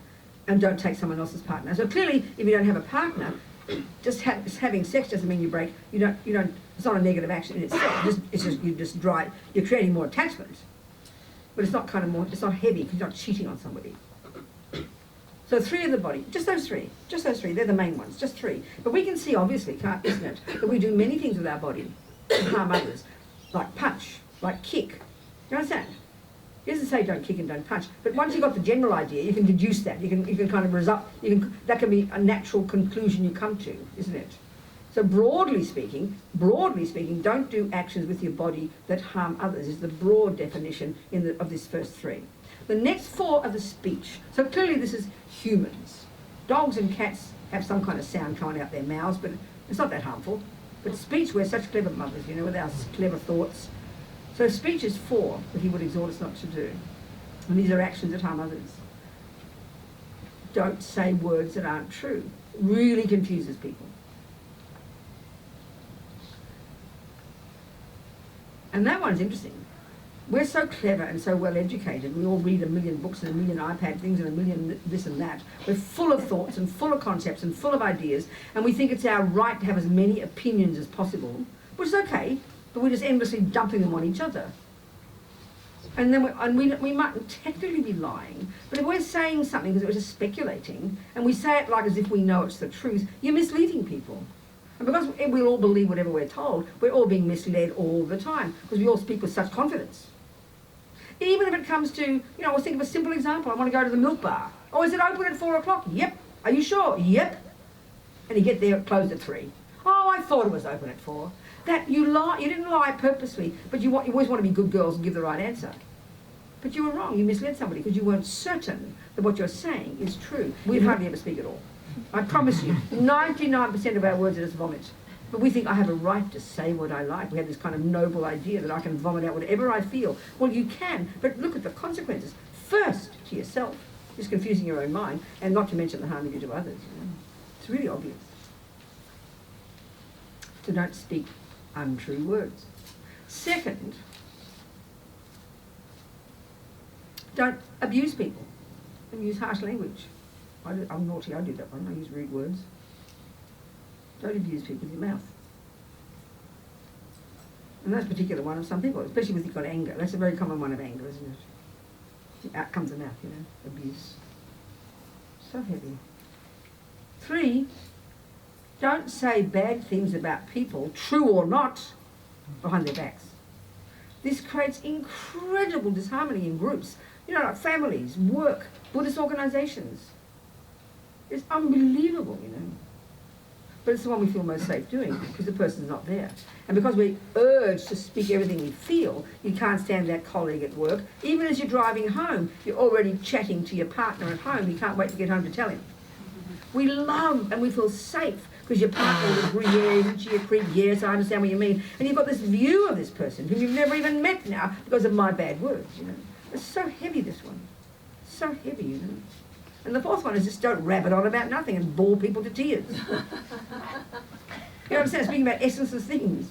I mean, it makes us feel nervous because we think, what else is there to talk about? Almost I'll keep my mouth shut. Well, good point. It's very interesting. But the point here is beyond fascinating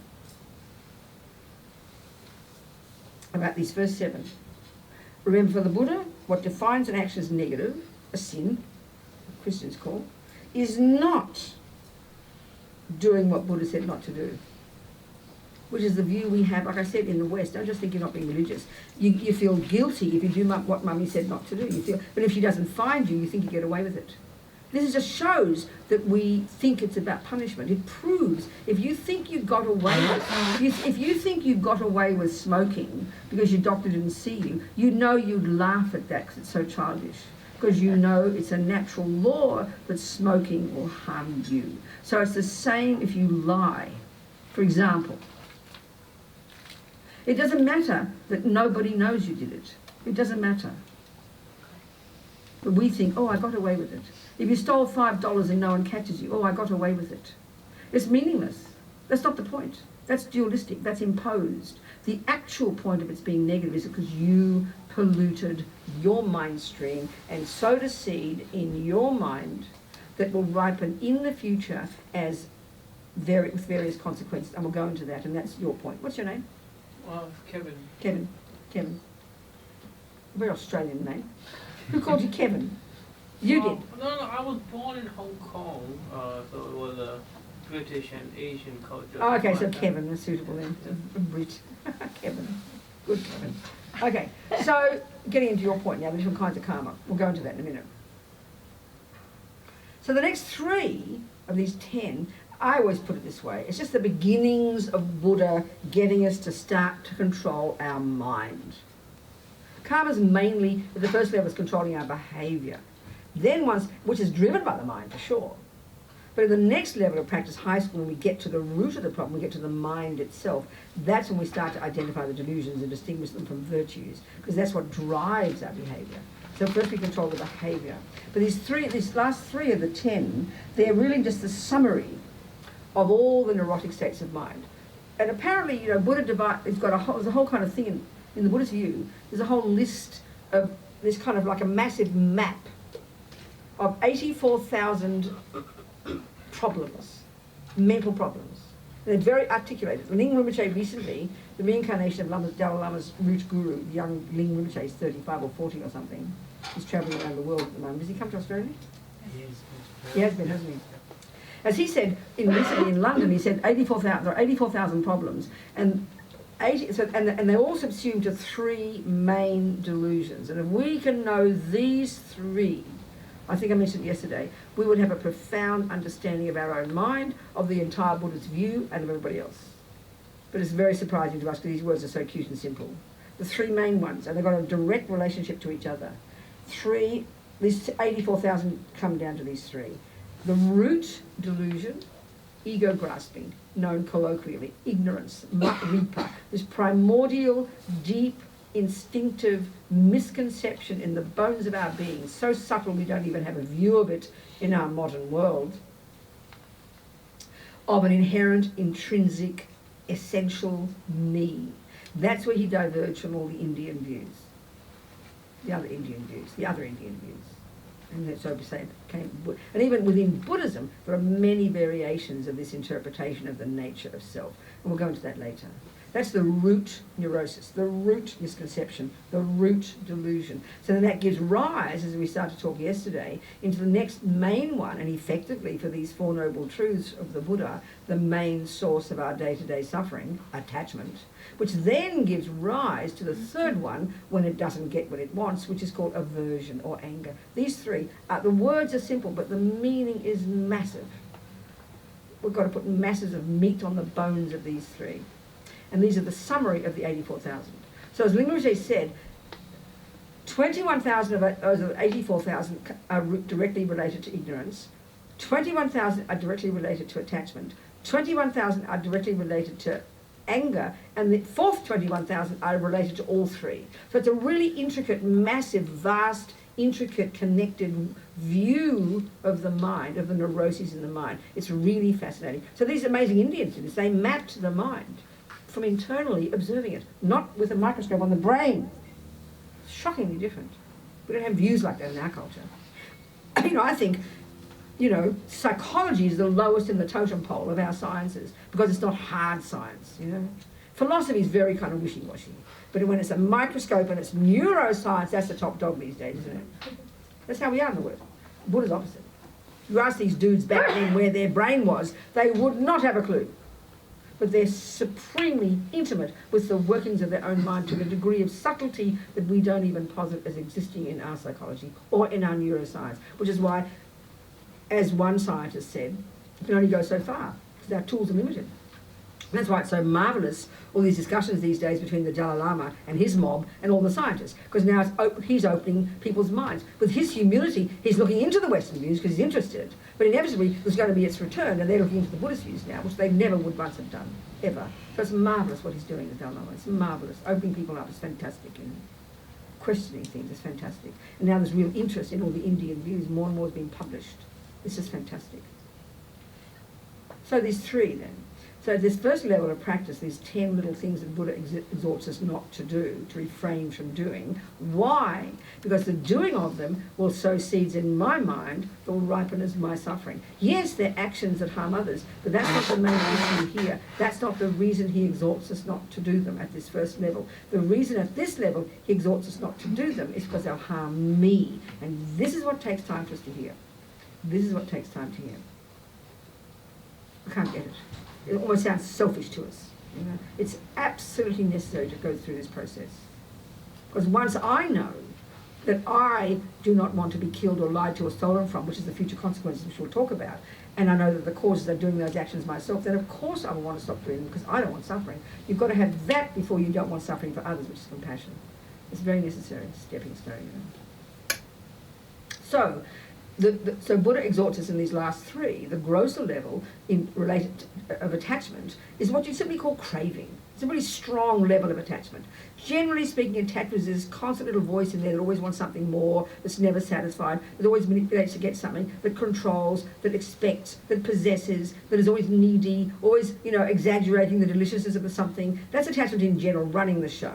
But a deeper level, heavier level is like an intense level of craving where you think of it all the time. Now look at our pathetic habits of just wanting too much cake, Can you imagine the torture of a person who wants to jump on little girls all the time, who wants to kill all the time, who wants to torture all the time? That's really heavy, I'm not talking craving here, sorry. Harming others is also anger, but just craving to do it and never stopping thinking. One of the signs of attachment in general for the Buddha is that you think of the object when it's not there. Well, that's pretty evident. Look at us with food, Wake up in the morning, you want your breakfast. Then you have too much breakfast, then you have to go to the toilet. Then you have to have lunch, then you have to have afternoon tea, then you have a snack, then it's dinner, then you plan tomorrow's meals. I mean, look at it. Sometimes it runs the lives of people completely. What you're going to eat. One of my friends, but can you imagine, at least that's just a pathetic old habit, eating too much food. Doesn't harm anybody else except yourself.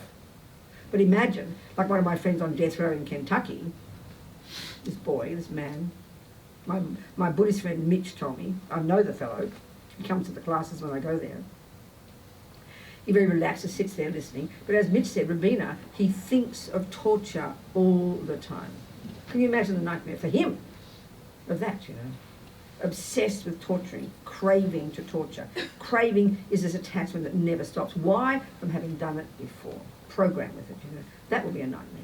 Can you imagine?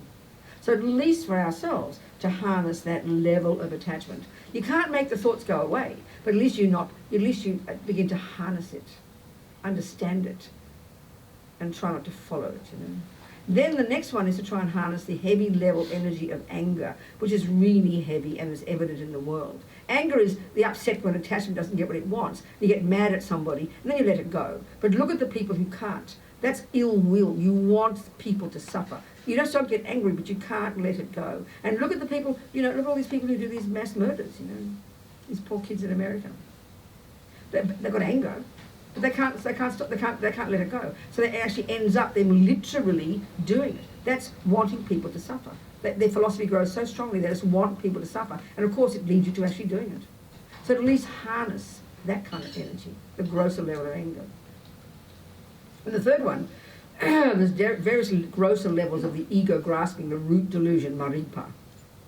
So this here, at this level, it's one of the consequences of this heavy level ignorance. One of the consequences of this subtle ignorance is a heavy level one of like fundamentalism, narrow-mindedness, eye for an eye, that kind of thing. I'm right and you're wrong. Look at the world, when it comes to philosophies, religion, you name it. But even just when it comes to football teams.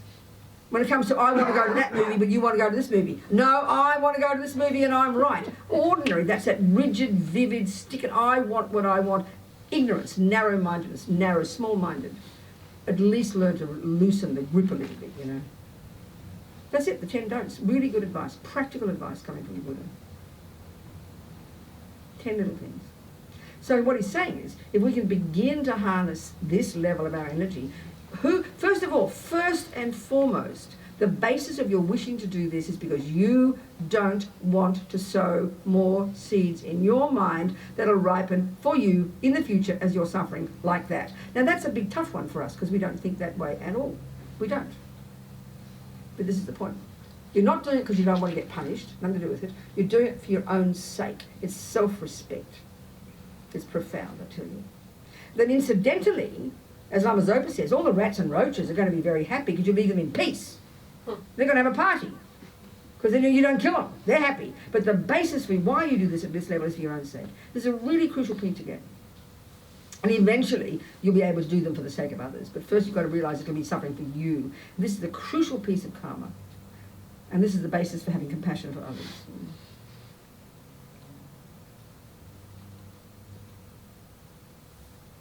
So before we go to the next step and start to go into more detail about what is a negative action and how do you define it, are there any questions about what I've said so far? Yes. Well, how and why did delusions begin? I know it's the commonest question we have. It's a really disappointing answer. They didn't. And I'll explain why. This is hard for us to hear. The Buddha says we all ask that question, we all want a first moment. It's really true. In science, we're looking for the first Big Bang. It's true.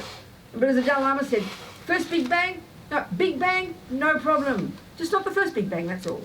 So, okay, that's just saying a joke, but it's true. So why, we all have that question. It's every single one of us has that question. And the reason that Buddha would say we have that question is a misconception in our mind coming from, which we don't think is there, about a whole view about we have of no cause and effect. I mean, it sounds so abstract. So what is Buddha's view then? It's really clear.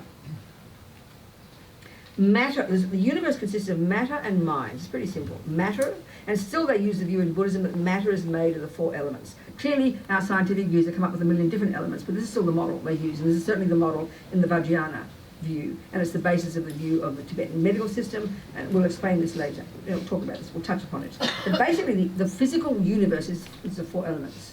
And then the other component of the universe is minds. That's it. There are trillions upon trillions of individual mind streams, continuities of mental moments. And then the world is made of matter. Well, it happens to be in the Vajrayana, there's a particular way that we've got a relationship. There's a relationship between these two at a subtle level in our body and everything. We're going to go there now. But the point is this. The point is this here. We want the first Big Bang. When did we go? So they talk about billions of years. We go back, don't we? Billions of years. I don't know all those science. But we're looking for the first moment of the universe. It's the same question as you've got. We're looking for the first thing. Now, Christians and Muslims and the creator people, and that's okay, talk about God. They posit a being, and this is the point, who didn't have a cause, who is permanent and unchanging, who then decides who is the source of the universe. That's the creator philosophical view. We agree, roughly speaking, isn't it? But clearly, you can be a smarty pants kid at school, but miss who created God, which is a really valid question, actually. But there's a whole teaching about the nature of God that is permanent, uncaused, and these are the very views that Buddha argues with, because Buddha would say that's the same character as this inherent self. We'll go there. But the simple point Buddha's making is everything in the physical universe as we know it, matter and minds, are in their nature impermanent. And one of the characteristics of impermanent is changing millisecond by millisecond. Another characteristic is it's a product of the law of cause and effect. So speaking really simply, if we start thinking about this mug, we know this is matter.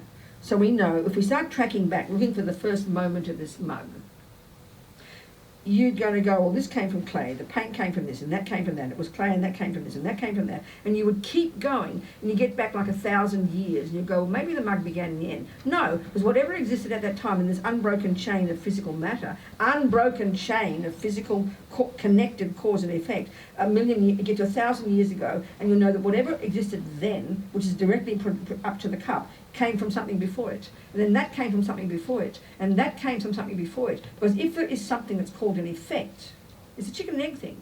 If it's something that's called an effect, necessarily an effect is the product of a previous cause. So all Buddha's saying is, and we have to think about it, there can be, if we posit the law of cause and effect, it is absolutely an impossibility to have a thing called the first cause. Because a first moment of something implies it didn't have a previous cause. Would you agree with that, just technically? Well, you can't have that, he says. It's impossible. You can't have it. It's impossible. It's impossible. So delusions are endless. Minds are endless. Compassion is endless. Beg your pardon, beginningless. But some of them can end. And that's what Buddha's finding. Delusions can be ended. He's found that. Go on. Well, the idea is that enlightenment is lasting happiness. is the removing from your mind of all delusions. Yeah. And the So, yeah. Go So on. why would consciousness choose to begin To be negative. deluded? No, I know. Again, so you're repeating the same point. You're saying begin to be deluded. Yeah. Yeah, but it can't begin to be deluded. That's the point I'm trying to make here. Simply. So, okay, let's hear your words exactly. Why would consciousness choose to be deluded? So there's an assumption there. At some point, consciousness which was existing suddenly decided to be deluded.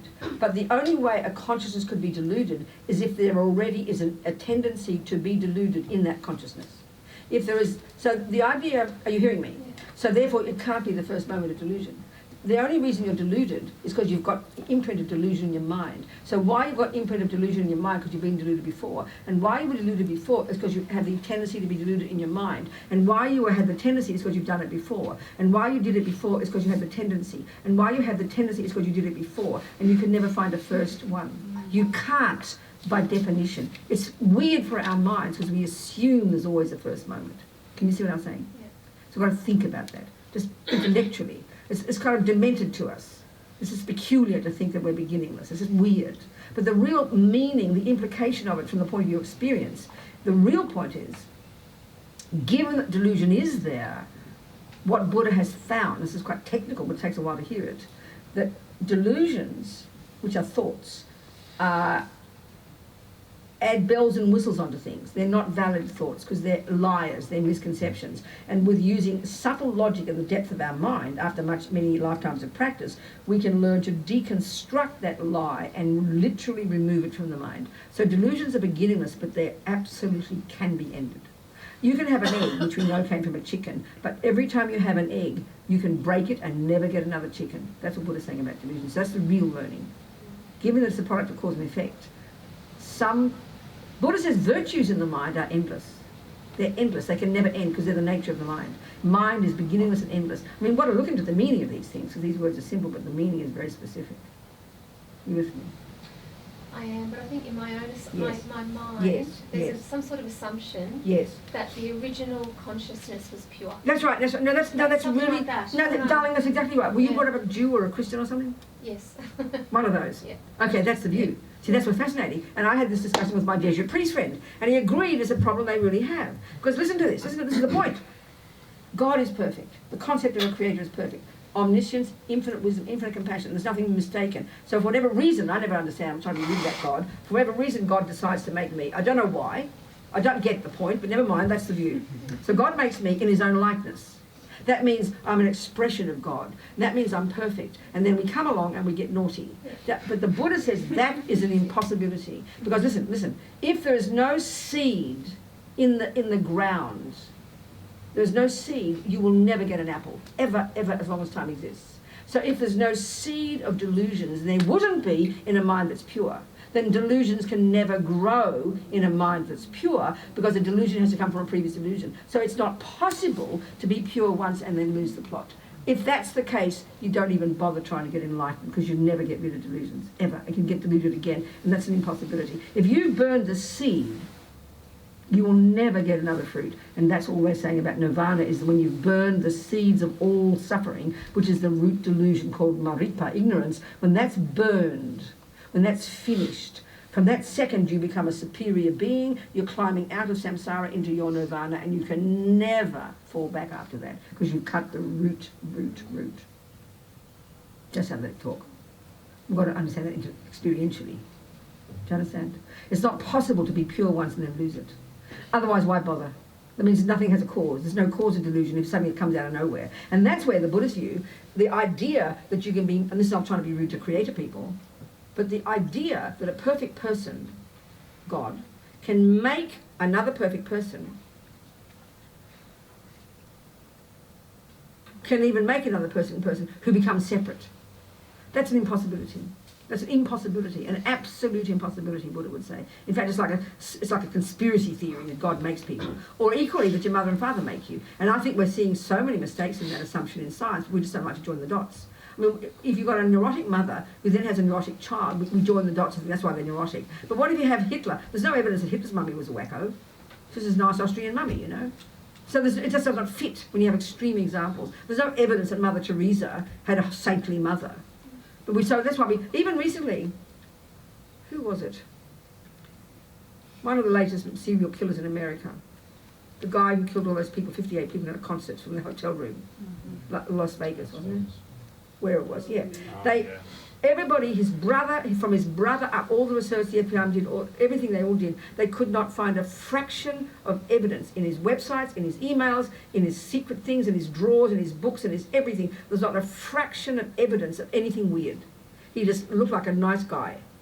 Even his brother was still absolutely shocked that he was the brother who did this. There's no evidence anywhere, so they dug up his brain to try and see if they can find evidence. Apparently the Columbine kids, a friend of mine who lived in that state, whose one son all worked in the Justice Department, they didn't do it, they did it secretly. They dug up the brains of those two boys. They were trying to find the cause of why they were like that. The mummy and daddy were these nice Christian parents. They didn't do anything wrong. So this just is puzzling because we are convinced it's got to come from the parents. So the idea for the Buddha that a person, an ordinary person, can make another person is just so wacky you can't believe it. It's the most demented idea. We all just accept it as true. We're made by our mummy and daddy. Because Buddha says mind is completely subjective. Mind is completely personal. It is an impossibility that anyone can give me anger. They can punch me in the nose, but the only reason I get angry is because I've got anger in my mind. Whereas we say I'm angry because I got punched. Not a possibility. Impossible. So this is the whole view of mind. It's super, super subjective. Not subjective in a narrow sense, but it's personal. What's in a mind has its main source in that mind, not from a parent, not from a creator. That's too weird for the Buddha. Are we communicating here? And that's why we have your perfect once and then lost it. Not possible. Logically not possible. There's got to be a cause in that mind. There's got to be a cause in that ground for an apple to come. And it has to be a seed. If there's no seed, an apple will never come. There has to be a seed, which means a previous moment. It has to be a cause, a previous moment. We've always had delusions. If the mind, okay, if anger exists in your mind, if you have a tendency to be angry, there has always been, since beginningless time, anger in your mind. It's the craziest deduction, but it's the only way to present it. But the key from it is not agonize over it, is to then go, okay, what can I do about it? That's the real one. If it is a product of causes, then we apply the same law and go, I don't want more of it, so stop it. That's the real thing. You understand what I'm saying? It's a very fascinating point. Yes. Oh, yes, go. So then if I guess time, like, we've all had 1,000 lives and 1,000... Whatever, yeah. Sorry? Yes, whatever. Yeah. So then why haven't there been more, like, enlightenments or more, like, Buddha-like people there? Well, we don't know, though, who people are. Just because they're not written in the history books doesn't mean at this moment in time there aren't many Buddhas right around. The person next to you could be a Buddha, but we don't know. Okay. Because the thing is, from the Mahayana Buddhist perspective, once you've perfected your mind, rid the mind of delusions and growth and develop the goodness to perfection, your consciousness doesn't need a body. It's gone way beyond the need to have gross bags of bones. You've gone way beyond that. Your mind is completely pure and subtle. Your subtle energy is physical, but it doesn't need to manifest. That's where, it doesn't need to manifest. But out of your compassion over countless lifetimes, you're driven to manifest again and again in many bodies. And so, of course, the body you come into is looking like someone else. It looks like someone else. So there are some of them we see in the world, let's say the holy beings we know about in history. They're the ones reputed to be holy, reputed to be the Buddhas. Let's say the Dalai Lama. And the world needs people like that. They've got a good reputation, gives us courage. But you don't have to be having a good reputation to be a Buddha. You can turn up to be looking like an old peanut, you can become a dog, you can do what you like to benefit sentient beings. So we don't know. And if there are beings, and there are they say countless who become Buddha, they're all bopping around helping sentient beings in one form or another. That's what they say. But in my head I kind of have that if you've been everyone's mother, everyone's daughter, everyone's lover... That's right, all that. Then wouldn't you also... Because there's so many lives, like, wouldn't you also be Buddha? And then, so then if that's true... What, sorry? Then wouldn't you also be Buddha then? Oh, sorry, I lost that point. What do you mean? So if everyone's been everything before, type of thing... Oh, yeah, so then? So then wouldn't you also have been a Buddha? Oh, no, because that means you've done the job. If you have been a Buddha... No, you haven't been... Everybody hasn't been a Buddha before. That's what's your name? Susanna. So that's Susanna's point. You were perfect once, then you lost the plot again. Not possible. No, you haven't been a Buddha before. But then only those who are Buddhas have been Buddhas before. Well, because there's been so many cycles, and wouldn't I have achieved that at one point? No, but if you have, you have, and if you haven't, you haven't. So we can, if you have, yes, you're right. But it doesn't follow because you've had countless lives, you've been a Buddha before. No, it doesn't. That's the whole point. It doesn't. Why is that logical to you?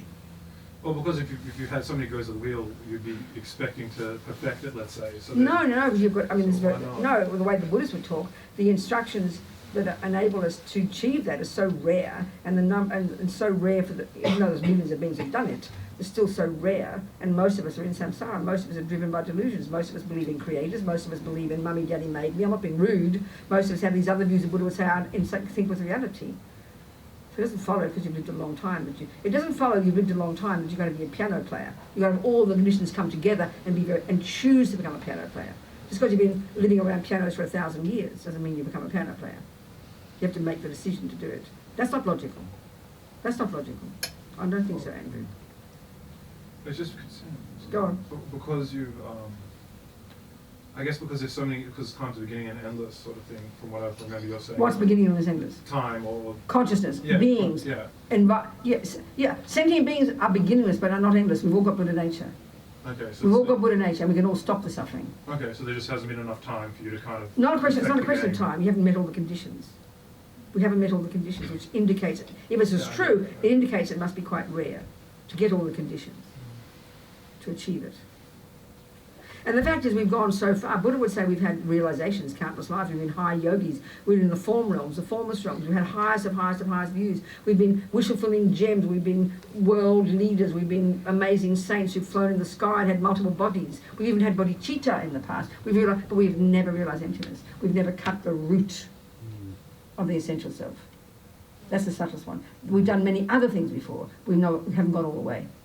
That's a fact. That will be true. This is what Buddha's saying. I mean, you know, you can always think these people sound so arrogant, like as if they know the truth. Everyone says they're right. Jesus says he's right. Islam says they're right. I mean, they're allowed to say they're right. That's okay. And Buddha's the same. So he's suggesting. The Indians, these amazing geniuses on this planet, high realizations, amazing realms of existence called single point of concentration. He says they went as far as they can go, but they still asserted a subtle essence that he said they haven't gone far enough to elaborate, to extricate, to get rid of. And he says that's where he diverged in his own direction. And even in the Buddha's views, there are many, they argue with each other about what's the true meaning of self. You know? Yeah. Then what might help me is can you talk a little about Buddhist view on time and time at beginning and end type of stuff? No, it's not complicated. Just time is a construct. We materialist, clever humans with our conceptual views have created a construct called time. We've labelled it time. We haven't created time itself. It's always happened. We haven't created botany, but we've created the labels we impute upon that thing that's growing. So time is a natural thing. So we've given it words called past, present and future, that linear experience we have of things. And that's just how things work. You know, there's a present, which is the flower. It came from a cause, which is the past, and it'll ripen as the future as a dead flower or something, you know. So there's always so past, present, and future is a linear thing, and that's okay. It's just how it is. But the experience of time is very much a human construct. The way we experience time, that's another discussion. You understand? This is a conceptual. Everything is conceptual construct. Buddha says the entire universe is made up by conceptions. It's made up by minds. Made up our minds, not a creator. We've made the worlds up by our actions, coming from our thoughts. So time is a mental construct. It has no inherent nature, like everything. Yes, exactly. So if I say, let's say, I've been a great yogi. About what? A great yogi. Yeah, you have been. I've achieved Yeah. something amazing. Yeah. Why am I now Susanna? Because you lost, Kind of because working a job. it ran out. You didn't go all the way. So Buddhism to become enlightened is Quite hard. hard. Yes. Very, very That's why hard. we've got to keep nourishing the seeds. I mean, even they talk about Shariputra, Buddha's main disciple. He lost bodhicitta. This outrageous, insane view of actually ridding the mind of all self-cherishing and only putting others first. Stupendous level of compassion. But until you get to a certain point, you can even lose that because you haven't realised emptiness. You haven't cut the root of all delusions. So the wisdom one is fundamental. The wisdom one is fundamental. That's the one that's lacking, they say. Not seeing. Still positing an essence, a soul, a spirit, an essential me, an intrinsic-ness to things. We'll discuss all that later. That's the essence. That's the one we haven't conquered. That's the one we haven't uprooted. Yes. So the yogis in the Himalayas, Yeah. they haven't gone all the way? Well, I mean, in your view? of course, but I mean, we don't know, but I can't say that as a statement. But I mean, until you realise emptiness in the way that they say Buddha means it, which we'll talk about this, you always got more to go. you can go so far, and if you die without, not finishing it, and you haven't put all the right conditions in place, then another bunch of karmic seed will ripen, and you lose the plot for a while. Because there's still trillions of karmic seeds there. Until you realise emptiness, there's always going to be karmic seeds that can ripen for many future lives. Right now, we have got trillions of karmic seeds in our minds that'll ripen as countless future lives if we never stop them. Countless. So you've got to get ahead of the game and realise emptiness, which cuts the root. That means those future ones can't ripen. You can't grow more negative ones. That's the key. Could one have enough virtue to have a pure line rebirth and then purify the karma there? Yeah, of course you could. That's a quick way to do it. Yeah. Yes, Kevin. That's a nice, quick way to do it. Okay, let's have lunch meanwhile. Interesting. So we can talk about, we'll go into karma in detail in a minute, okay? So let's have some lunch. Stretch. And if you go, how long was lunch? What have we said? 90 minutes, 2 hours, whatever. Got lunch until 1 o'clock and then 1 till 2. Okay, we'll just see how it goes. So what was that? 20 minutes. Coming 20 Until minutes. lunch. Until lunch. Before it's ready. Before it's served. Oh, 20 more minutes. Yes. Oh, we have to keep going then. Okay. So I'm sorry. Okay. So let's just go a little bit. Huh? What, sweetheart? Sorry, she was just. She just said, think something up to fill. Oh, I'm sure I'll manage something. So what about your sister, Rosetta? What's your sister? I forget her name. Bruna. Bruna. What's you going to say, Bruna? Bruna. I'm Bruna. You're Bruna. I'm Bruna. I was brought up a Catholic. Me too. Good. Now you can answer this quite satisfactorily for me. And I was brought up in a very strict way of a Catholic and believed that if I didn't do this and didn't do that, I'd end up in hell. That's right. Now, as a mature person, Yes. I'm always questioning this. That's right. And now find that Buddhism really is a great fit for me. I feel it. Yeah. What happens to me? Mm. What happens to We're going to talk about that. I'll talk about it. Catholicism? Bruna will talk about exactly all that. I will talk about exactly that, darling. Thank you. Good, a pleasure. So let's. Yes. I was going to ask a question. Go, darling. Yes. Rabina, thinking back to attachment, when we used the example before about the movie, if we go to the movie and Sam wants to watch something, I want to watch something else, and if I let go of attachment, That's right. so he chooses all the time. Can you run the risk of becoming desensitized? Yeah, I know. So we've got to. Can we wait? We have to go to high school for that. We're going to junior school first. So where's the balance between? Darling, I know it's a massively important question in the ordinary way this Or manifests in our daily lives. No, it's use so me important. as a doormat. No worries, and I'm not going to. Okay, but the way to answer that question properly is by doing junior school first, getting some basics with behaviour and controlling our body and speech and that kind of thing. Then we're more qualified to really look into more deeply into that point, and we'll go into it. But meanwhile, let's stay in junior school and go a bit into karma. Second, every millisecond of what happens in that mind is this intricate process of sowing seeds of programming. Seeds being seeds will bring fruits, and those fruits will be further along in that mind, life after life, in terms of experiences. More precisely, an action that's labelled negative will ripen as suffering, an action that's labelled as positive will ripen as happiness. It's pretty straightforward. So obviously the key point to know then what is suffering and what is happiness. Therefore, we have to know what is a negative action and how do you define a positive one. These are the questions. So let's look at this in a practical way. Okay.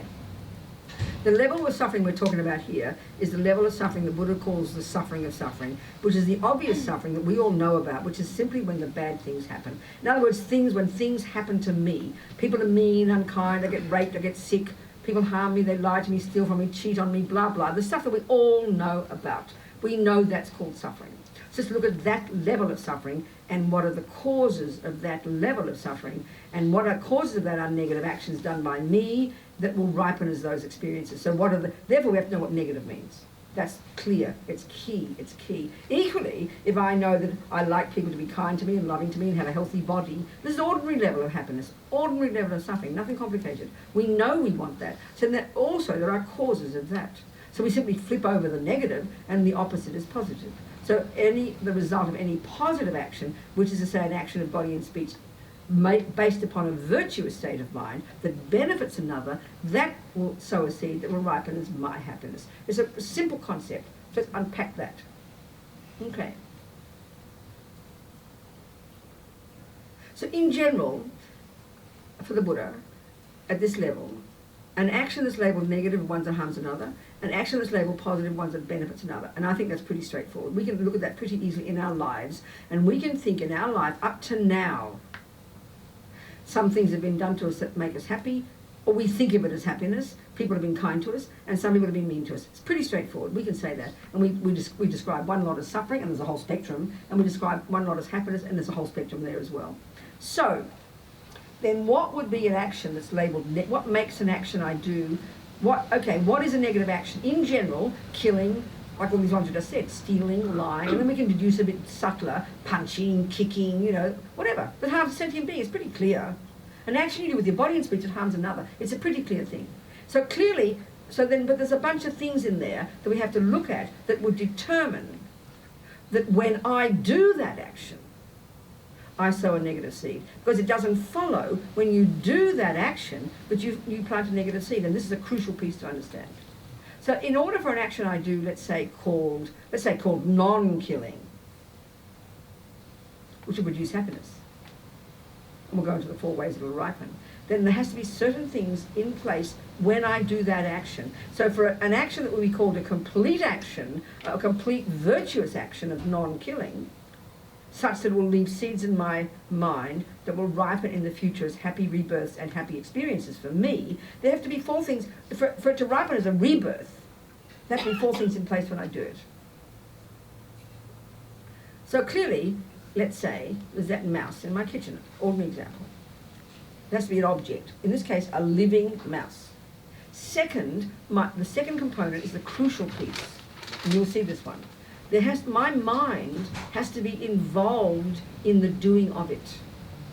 And there's 2 parts there. 2A is intention, volition. I will not kill that mouse. I will try and save that mouse. I will try not to kill the mouse. That's got to be a clear intention, a thought, specific thought. I will try and not kill the mouse. 2B is the crucial piece, and that would be the motivation that impels you, that kind of mixes with that intention. And for it to be a virtuous action, there has to be a virtuous motivation, like compassion. Pretty obvious. Compassion. 3, you do the action. You catch the mouse. 4, the result. A living mouse, a happy mouse. It runs out the door. Thank you, Rabina. Bye-bye. Simply speaking, that's what they call a complete virtuous action. So the key components here are my mind involved in. Now say Susanna has a mouse in her kitchen. It could be exactly the same scenario. There's Rabina with a mouse, there's Susanna with a mouse. There's a living mouse in her kitchen, a living mouse in my kitchen. Then secondly, in her mind, let's say in my mind, or let's say Andrew's mind, he's the one who does the good action. He's got a mouse, Susanna's got a mouse. So the first one is tick the box, both as a living being in their kitchen. Second, the mind involved in it. So Andrew's, there is the intention, he sees the mouse, oh my gosh, I must not harm it. And motivation, compassion for the mouse. So he completes the action. But let's say Susanna, she's got a mouse there too, but intention, I must not kill the mouse. No, she doesn't see the mouse. So there's no intention to save it. 2, compassion. No, there's no motivation because she doesn't see it. There's no intention. So therefore her mind is not involved. But 3, she opens the door and the mouse gets out. But she doesn't know. So there's no karma for her. She didn't create karma because karma is created first and foremost by what's in the mind, and that informs what you do with your body. Are you hearing me? But Susanna had no intention and no motivation. 0 virtuous karma. It's really obvious. Andrew, strong virtuous karma because he intended to and had a motivation. So the crucial piece about karma, you can only create karma with the mind. It's not the body. You know, let's say I'm mean and ugly and hate giving money to homeless people, and I walk past a homeless person with no intention to give, but $20 falls out of my pocket. Well, I probably create a negative karma because thinking I don't want to give money to that smelly old homeless person, but $20 falls out. Well, the homeless person got their $20, they're happy.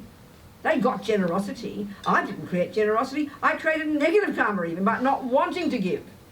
So one thing is the physical, but usually our mind is mixed with the physical. So that's where it becomes really powerful, good or bad. So the mind is the main player. The mind is the main player. You can even argue, you know, that Ed has a mouse. This is a really common one in our culture. We need to think about this. And it's suffering.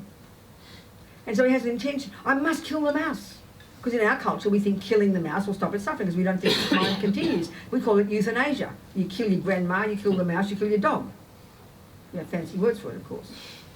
Do you understand? That's an intention. I will kill the mouse. That's a clear intention. I will kill the mouse. But what's his reason? Compassion. Mistaken compassion, yeah, Buddha says. Compassion's not enough. You've got to have wisdom. So the Buddha would say that consciousness will continue, and how it dies, what is in its mind at the time of its death will determine the karma you create. Sorry, will determine the karma. The mouse is triggered, the karmic seed, the mouse is triggered in his mind, and therefore the next rebirth. So in this case, Ed just thinks the poor, like most people in the West do, the mouse will die, and it's all its suffering, and the mouse completely will finish. Buddha says, no, its mind will continue. So he meant well. He really did mean well. He did have compassion. He couldn't bear the thought of the compassion of the suffering of the mouse. So he killed the mouse, complete action, the mouse died. But you can even argue because of his compassion. You see, this is the point about karma. It's what your mind does. So we can't argue there was compassion in his mind. So that can only create virtue. Compassion is virtue. But his action wasn't wise. Maybe his mouse went from the frying pan into the fire and took even a worse suffering rebirth because it's freaking out when he killed it. But he didn't know that.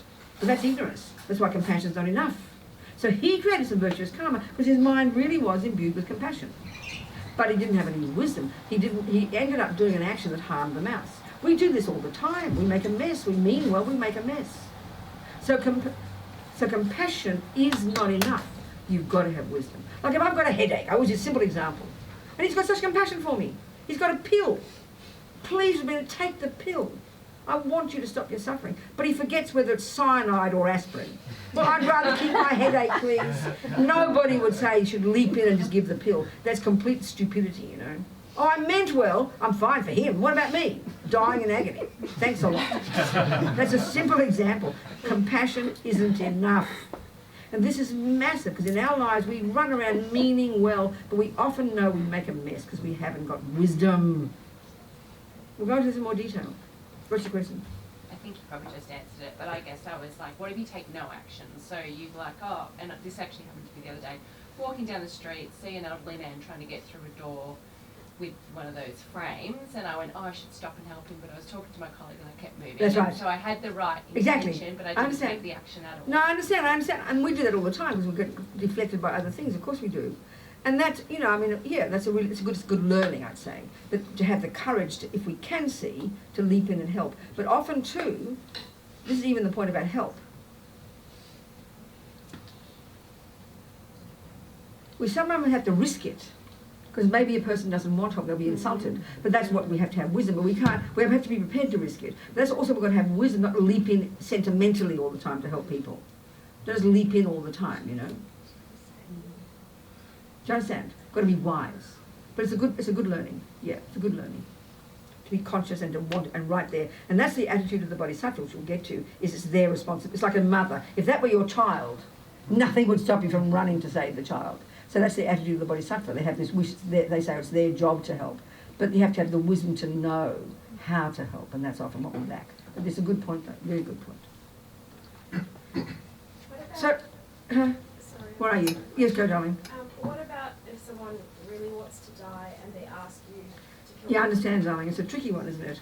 I mean, it's you know, we have this view in our culture that doing what a person wants is very noble, isn't it? It's noble to allow a person, even if we know it's deluded. But I've got a feeling, like if a person is an alcoholic and they really want you to give them a glass of alcohol, would you give them a glass of alcohol? Would you? Would you do that? In general. Especially depends on your relationship with the person. If it's your child, would you give them the alcohol? I don't think you would.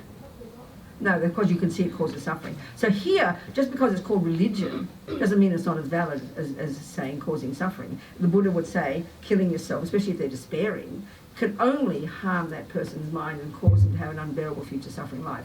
Now, if that's your view, then you've got to have that integrity. Just because a person asks you doesn't mean you can do it. Maybe you do everything in your power to help them feeling supported and love them and be kind and make them feel worthwhile. I don't know. I mean, you can only do so much.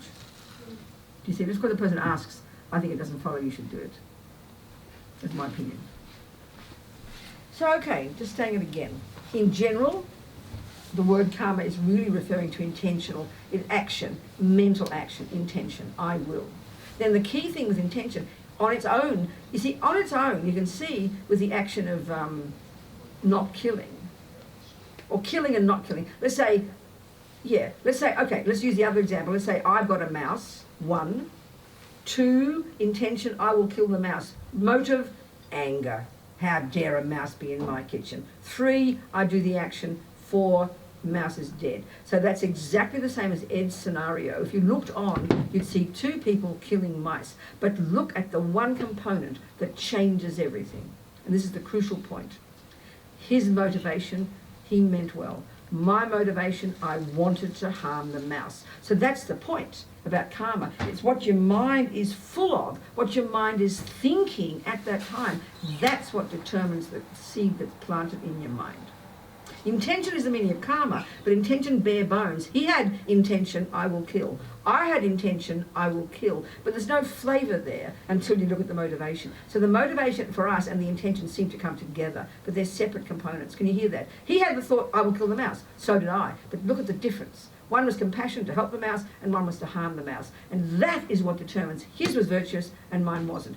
He didn't help the mouse. You see, this is even the point. Maybe my mouse, whom I hated and had really strong anger and really harmed it and wanted it to die, heavy for me. But let's say my mouse happened to hear a mantra in the next door, and Susanna's got some mantras playing, and Susanna's next door, and my mouse happens to hear a mantra, and that blesses its little mind, and then that helps it get a virtuous human birth, and it goes on and becomes and develops a spiritual practice. That's not impossible from the Buddha's view. So lucky mouse. But I don't get any of the benefit from that, because my motive was heavy. But let's say his mouse, he meant well, he gets good karma. But what about his mouse? Maybe his mouse is really suffering, freaking out at the time of its death, and it goes through a worse rebirth. So his mouse got a worse rebirth, even though he meant well. My mouse got a good rebirth, even though I didn't mean well. So they're 2 separate things. Although indeed, if you look into karma more deeply, the way, if you harm a being, the way it suffers and how deep its suffering is also impacts upon the karma you create. It's like if you kill a mouse slowly and you rejoice in its suffering, like you torture it, that's 1,000,000 times heavier karma. That's really obvious. And that's why something like fishing, with respect to fishermen, because even though in our culture it's considered okay, no one criticises it. I mean, if we go around killing dogs and cooking them for breakfast, we put in prison, you know? Isn't it? Because we're sentimental about dogs. But because it's our culture to kill fish. But fish actually die an agonising death, you know? Really agonising, isn't it? They die slowly. That's how they die. You don't kill them quickly. I didn't know that. I remember I had a Lithuanian uncle. After the war, you know, the Australians needed more white people. The Brits wouldn't come. We were desperate for white people. It's true, isn't it? Our culture. So they lowered their sights from the white Brits to the this is true, to the blue-eyed Eastern Europeans. So they all the Nazis in. My uncle from Lithuania was in the police force in Germany. He was even debriefed by the CIA. He was a Nazi. I'm happy. I liked my uncle. My auntie Rabina Bliss married him. She became Rabina Arkashauskas. Anyway, we called her Nini. So her name was Rabina Bliss. I'm called after her, obviously. So she married Stasi. We called him Stasi. He was a Lithuanian peasant. I mean, nothing wrong with that. But he lived up in Mildura. He loved going. So he was a real peasant. So he'd go fishing in the fishing season, killing in the quail season, duck killing in the duck season. I never heard of quails. I never heard of ducks. He found them and come back with bag loads, you know. Eel. He went eel fishing in the eel season. He was really good. And then he brought the bag. We go up there for swimming in the Yarra, not the Yarra, the Murray. We go swimming in the summer, you know. I've never thought of fishing in my life. I never even entered my brain to think of fishing. I didn't think about how fish died. So one day he'd come back, he'd always drunk with his friends, you know, all drunk, and he loved his fishing. He'd come back with a big bag of fish, and he'd chuck them on the ground by the river in the boiling hot sun. I saw them all wriggling. I said, Stasi, they're still alive. He said, yeah, that's how they died. I was so shocked. So you think of that. That is unbelievable torture. Well, but it looks for us benign, doesn't it? Fishing looks benign, because they don't shout. They don't have legs, not running around. They can't fight at you. All they can do is open their mouths, you know. Even their eyes, they can't move. So there's no sign for us. There's something that's wiggle their bodies. We think, oh, that's just fish, you know. But look at it. Unbelievable torture. Poor little fishies. So the way a creature dies. And if you want to harm it, all of this is even heavier. Many factors play a role in the karma we create. And it's quite logical, you know. But the crucial piece is what's going on in the mind that informs all of it. It's the mind that creates karma.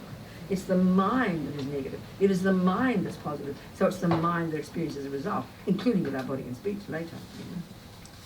Are we communicating here? So, okay. Before lunch starts, they'll come and tell me one. Okay. So now the next piece to learn about, and we can discuss all this over lunchtime, is basically, and this is now getting to Kevin's question. Speaking very simply, there are 4 tracks of karma, if you like. 4 tracks. 4 ways in this life that your past actions ripen. And it's really not complicated, but it takes a while to think it. The first one is, they call it the fully ripened result, which is a type of rebirth you get. So in our case, you can say at the time we died, all these karmic seeds are ripening, are triggered at the time of our past death, which is not more than 7 weeks before we found our way to our present mummy's human womb. So before we stop breathing, as the death process is described very precisely, at the time before we stop breathing, about then, a very powerful grasping kicks in, which is what triggers the karmic seed in our 4 bank vaults. It's the only way I can say it, very simple. All the seeds we've planted in our lives, because nothing goes astray, they drop into one of these 4. So the first lot are the main seeds, like when these actions of killing or not killing, with those 4 things in place. They're called the main seeds, and they will drop into the bank vault that will produce the kind of rebirth you get. So in our case, we can deduce that at the time of our past death, a very strong, intentional, rich, delicious, non-harming, particularly non-killing karmic seed was triggered from a strong intentional action to not kill in the past. That was triggered, which in our case, even before we stopped breathing, was already programming us to go to our present mummy's human womb, okay?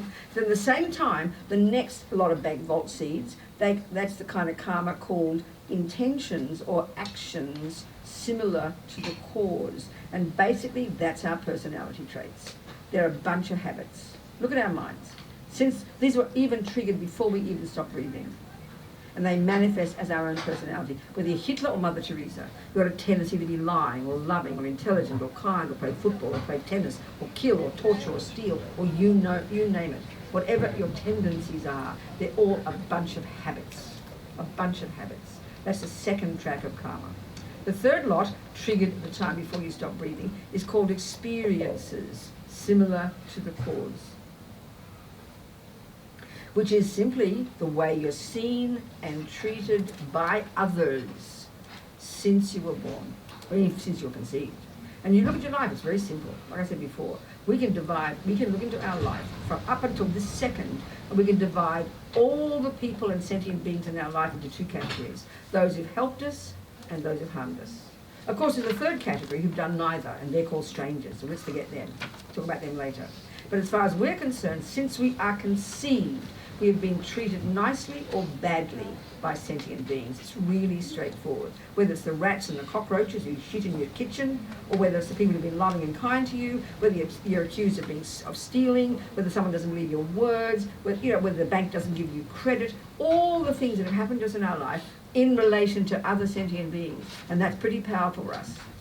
Suffering is when we don't get what we want, when people are mean to us, and happiness is when they do. It's very simple. And these seeds are called experiences similar to the cause. So those seeds are from doing those actions to them in the past. Karma's pretty personal. The second one, tendencies, is also from doing those actions, but this is just like the residual result of doing them. You have the habit to keep doing them. This one is the habit of having them done to you. The fourth one is called environmental karma. Even the way these 4 elements out there impact upon us is the direct result of actions we have done. This is a bit abstract, and we'll go into this later perhaps. So you think of your life, your entire life up to now. First of all, we all live in environments, don't we? So the very way the physical world impacts upon us, main cause, your past actions. The very way sentient beings impact upon you, see you, treat you, love you, hate you, the result of your past actions. The very way your own tendencies manifest, your habits, the result of your past actions. And your own humanity itself, the result of your past actions. That's it, there's nothing else left. So we are literally the creators of all of this. Literally. In this organic, karma's like personal evolution, you think about it, That's the Buddhist view. And we're going to go into this later, and we'll unpack it. So therefore, Kevin, you can be born in this life with a strong tendency to never lie. That's clear. But you can be lied to, and that's why we get so much pain. Why did this happen to me? I speak the truth. But, you know, people will lie to you. Or, even more suffering is people won't believe your words. Do you understand my point? You know that people just won't believe your words, and you can't believe it, you're speaking the truth. Because there's two tracks of karma. One is the habit to keep not lying, but in the same life, you've got another result called from past lying that ripens as you not being believed. That's where it's so painful. These two don't have a direct relationship. You can have it, you can be a kind, loving person who never kills, but you get killed when you're seven. They're two separate traps. Do you understand? When we understand this, we don't get the pain of why is this happening to me, I don't deserve it, because we know it's karma, because they've got no direct relationship. There's some relationship, I mean, they could say that, but generally speaking, they're two separate from different past karmas, you know, and the fourth one, environmental, the same. So just using one example before we stop for lunch soon. I always think of Warren Buffett. He's an amazing fellow, you know, he's like nearly 80. It's his birthday next week. Oh, is it very good? Warren Buffett, he must be 80, I think. You know, since he's like 6, he's been making money. He just looks at it and it multiplies. You know? So that first of all means he's got generosity karma. But apart from that, he's renowned to be a very down-to-earth fellow. You know, when I read his biography, he even probably still drives the same old Toyota that he's driven for 30 years. He lives in the same, ready? 1 minute. He lives in the same old house, couldn't care about possessions, gives all his money away, gave all his $55 billion to Bill Gates' foundation. And I think since he gave that, he probably made another $55 billion, whatever. But he's renowned to be very down to earth. He wants to pay taxes, and he's just practical. He's a wonderful fellow. And he, apparently, when I read his biography, his daughter said, I've never seen water pass his lips.